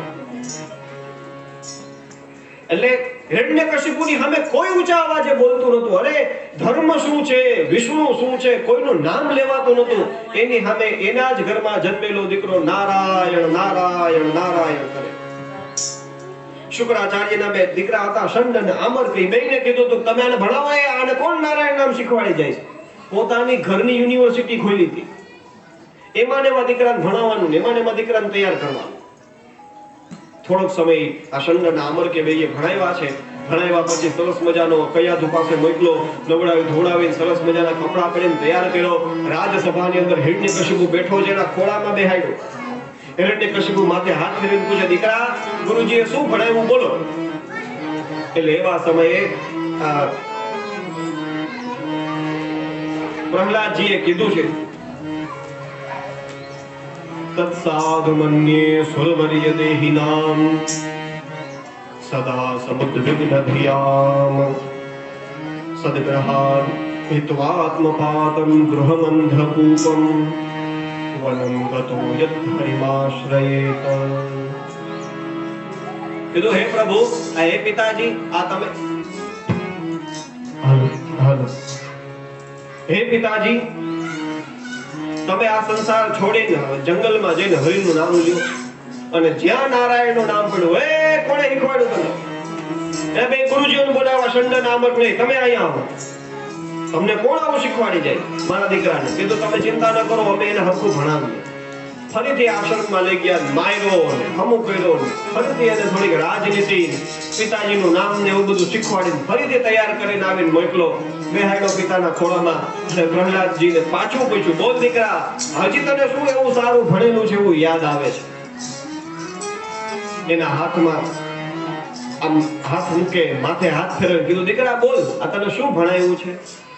કીધું, શ્રવણમ કીર્તનમ વિષ્ણોઃ સ્મરણમ પાદ સેવનમ અર્ચનમ વંદનમ દાસ્યમ સખ્યમ આત્મનિવેદનમ. પહેલી વખત પૂછ્યું તો કીધું, વનમાં જાઓ ભગવાનનું ભજન કરો. કીધું, વનમાં જાવ ન ગમતો એ કઈ વાંધો નહીં, આ 9 પ્રકારની ભક્તિ છે એ કરતા કરતા તમે ભગવાનને યાદ કરો. એમ કરી 9 ભક્તિનું વર્ણન કર્યું. હિરણ્યકશિપુને ક્રોધ ચડ્યો છે, રાક્ષસોને કીધું, મારો આને ચારે તરફ. દાનવો મારે છે, અનેક પ્રકારના ઉપાય કરે છે, પ્રયાસ કર્યા, મળ્યો નહીં. પ્રહલાદને પર્વત ઉપરથી ફેંકી દીધો, પણ નીચે ન પીડ્યો. વચ્ચે કંઈક આવ્યું, કોક આવ્યું, બચાવી દીધું. આવી રીતે અનેક વખત ગરમ અગ્નિનો થાંભલો હોય, કીધું આને બાથ ભરી જા. ન્યા જઈને જોવે તો કેડીની લાઈન હોય, એને બાથ ભરી દે. ગાંડો મદમત હાથીને છોડવામાં આવ્યો. જ્યાં પ્રહલાદજીની સામે આવે, પ્રહલાદજી એની સામે આવી શાંત થઈ જાય. આવી રીતે અનેક ઉપાયો કર્યા છે, પણ છેલ્લે પ્રહલાદજી મેળા નહીં. એટલે પછી હિરણ્યકશિપુને પણ ચિંતા થઈ. એને એવું થવા લાગ્યું કે નક્કી આનાથી મારી મૃત્યુ થવાની છે. એટલે એક દિવસ ક્રોધે ચડી ગયો અને પોતાના જ દીકરાને મારવા હાટો થઈને તલવાર હાથમાં લીધી. ત્યાં ઓલા શંડ આમર્કે બચાવ્યા. કીધું, ઉભા રે, મરાય નહીં, આને અમે લઈ જાય છીએ, અને જ્યાં સુધી શુક્રાચાર્ય આવશે ત્યાં સુધી આને અમે થોડી ઘણી શિક્ષાઓ દેશું, તમે ચિંતા ન કરો. અને એવી રીતે વાત કરી. સમજાવતા શંડામર્ક આવ્યા છે, ફરીથી આશ્રમની અંદર લઈ આવ્યા. અને જ્યાં પ્રહલાદજી આશ્રમમાં આવ્યા, તો ઓલા રાક્ષસોના દીકરાઓ હતા, એ બધા દીકરાઓને પ્રહલાદજીએ સદુપદેશ દેવાનું શરૂ કરી દીધું. અને એ વાતની ખબર જ્યારે પડી છે, હિરણ્યકશિપુને ક્રોધે ભરાણો, તલવાર લઈને આવ્યો, રાજસભાની વચ્ચે ઉભો કર્યો દીકરાને. કોના બળ ઉપર તું આટલું નારાયણનું નામ લે છો? પ્રહલાદજીએ કીધું, કોના બળ ઉપર એટલે હું? જેના બળ ઉપર તમે બોલો છો એના બળ ઉપર હું બોલું છું. આપણા બધાયની અંદર બળદેવા સવે બલમ બલિનામ જા પરેશાન. અરે આપણામાં નહીં, બળને બળ દેવા વાળો એ પોતે છે. ક્રોધમાં આવ્યો, કીધું, મારી સામે તું આટલું જોરથી બોલે? અરે તારો ભગવાન જો બધે હોય તો આજે આ તલવાર લઈને હું તારું માથું કાપવા જાઉં છું. જો તારો ભગવાન હોય તો આ થાંભલામાંથી પ્રગટ થાય. એમ ક્રોધે ભરાવીને આવ્યો રાજસિંહાસન ઉપરથી, ગાદીથી નીચે વચ્ચે થાંભલો આવતો તો જોરથી મુષ્ટિકાનો પ્રહાર કર્યો છે કે જે ફાટ્યું અને એમાંથી નૃસિંહ ભગવાનનું પ્રાગટ્ય થયું છે. બોલીએ શ્રી નૃસિંહ નારાયણ ભગવાન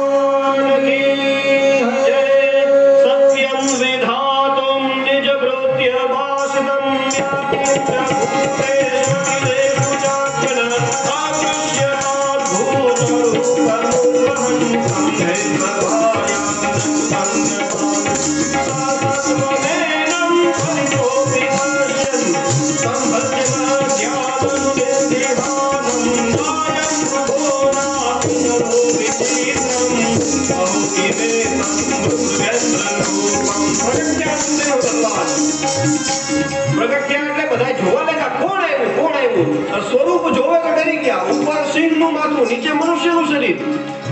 હવે જે તલવાર લઈને પ્રહલાદજીની સામે દોડતા હતા એ જ પ્રહલાદની સામે તલવારનો ઘેરો ઘા હાથમાં ગદા લઈ અને નૃસિંહ ભગવાનને મારવા માટે દોડ્યા છે હિરણ્યકશિપુ. અને કોઈ આવે જોવે પહેલા ભાગવતમાં લખ્યું છે બોલી અગ્નિની સામે પતંગિયો સામે પડવા આવતું હોય એવા નૃસિંહ ભગવાનની સામે દોડીને ગયા છે.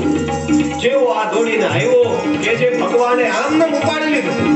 ક્રોધ અતિશય હતો, કારણ કે ભગવાનનું તો કેવલ નામ લેવા માત્રથી માણસ પવિત્ર થઈ જાય, એને કોઈ કષ્ટ ન આવે. અને આ આટલી વારથી નારાયણ નારાયણ નારાયણ કરતો હતો તોય કેટલા કષ્ટ સહન કરવા પડ્યા પ્રહલાદને. ઈ જોઈને ક્રોધ ભરાઈ ગયો હતો.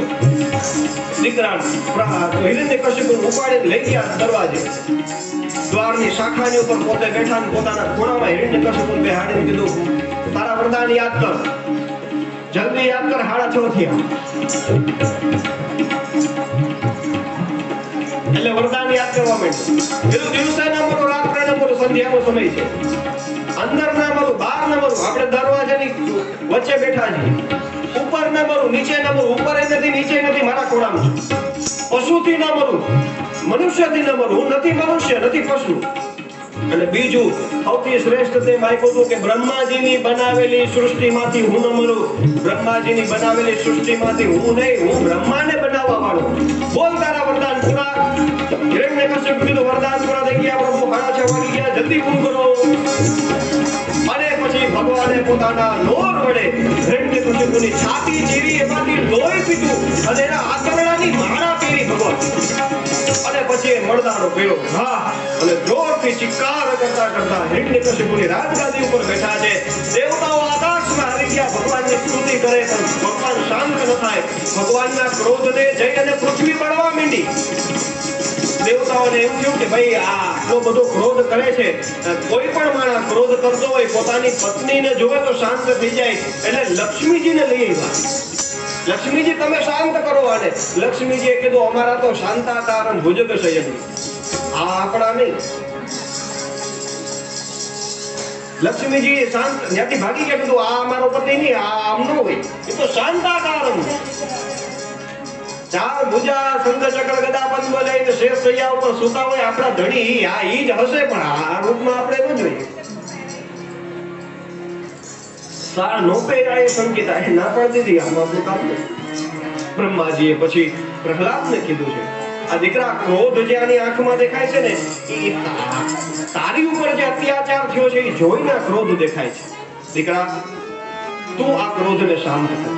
અને એમ કરીને પ્રહલાદજી આવ્યા છે, હાથ જોડી ભગવાનની સામે ઉભા છે. જે ક્રોધની અંદર લાલ બનેલી આંખો હતી કે છે એ આંખોમાંથી આંસુઓ સરી પડ્યા. પ્રહલાદજી પણ સામે હાથ જોડીને ઉભા છે. નારદનો ચેલો છો એટલે આની સ્તુતિ સામાન્ય ન હોય. દિવ્ય ભગવાનની સ્તુતિ કરી છે. પ્રહલાદજી ભગવાનની સ્તુતિ કરે. આપણે પણ ભગવાનનું નામ લેતા લેતા આ કથાને આજે અહીંયા વિરામ આપીએ. પ્રહલાદજીની સ્તુતિને કાલે નિહાળી છે, કેવી દિવ્ય ભાવથી સ્તુતિઓ કરી છે. એને જોતા જોતા આપણે અત્યારે ભગવાનનું નામ લઈ આ કથાને અહીંયા વિરામ આપીએ. આવતીકાલે ફરીથી 3 વાગે આ કથાનો પ્રારંભ થશે. કાલે કૃષ્ણ જન્મ છે, એટલે આજે જેમ 6:30 કાલે 6:15 થયા, આજે 6:30 થયા, એમ કાલે હજી થોડુંક કાંટો આગળ વધશે. પણ બધા પ્રેમથી સાંભળો છો એટલે આપણે એ પ્રમાણે કીધું એ પ્રમાણે રસોઈની તૈયારી થોડી ઘણી કરીને આવી. થોડુંક મોડા છે, આમ તો રવિવાર છે ને, તો એને લગાડી દેવાય ઘેરે.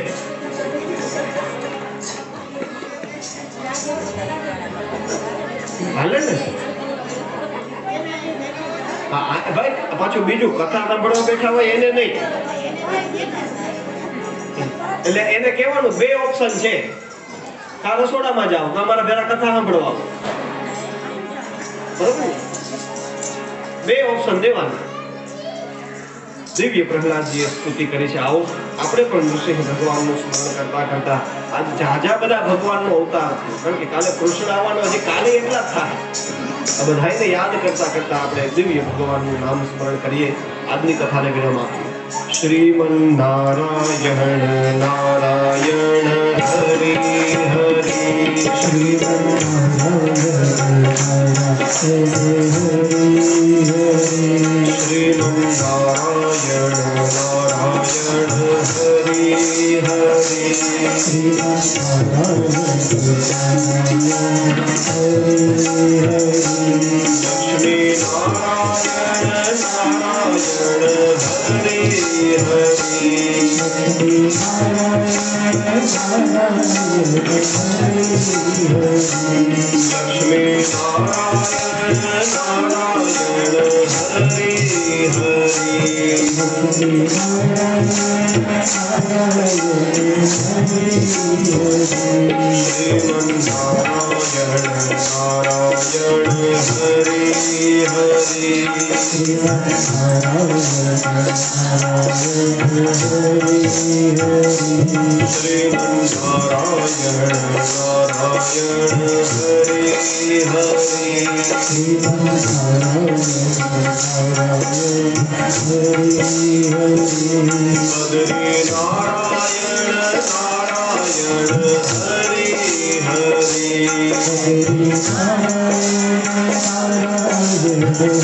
હરિ.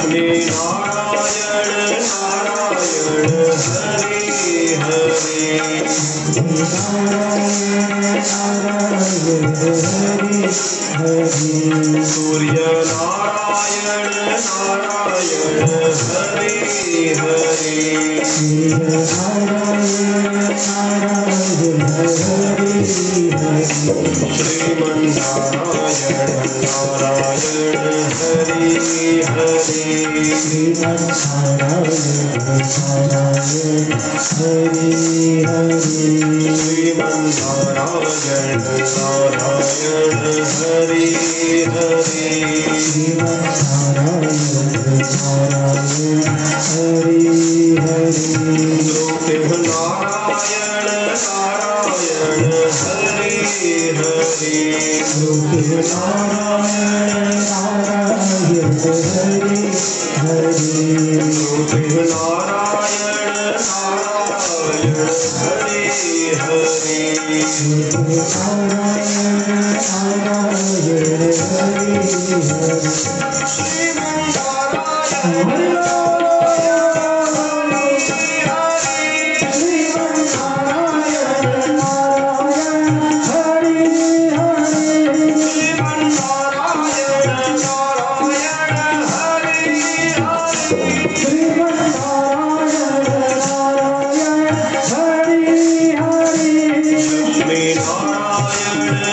લક્ષ્મી નારાયણ નારાયણ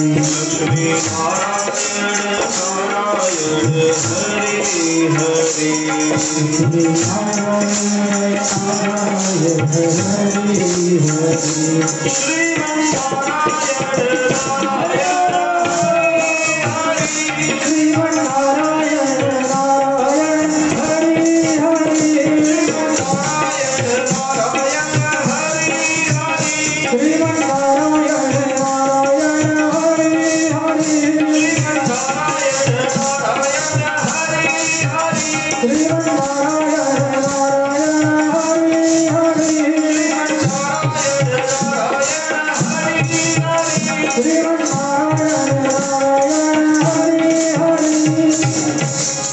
ભગવાન શ્રી હરિના નામ કીર્તન સાથે આજની કથાને અહીંયા વિરામ.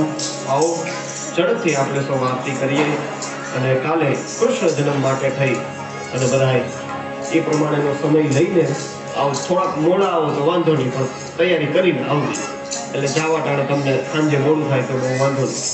કથા તો 3 વાગે જ શરૂ થશે, પણ એ પ્રમાણે તૈયારી કરીને આવી. આવો જય ઘોષ કરીએ. શ્રી દ્વારિકાધીશ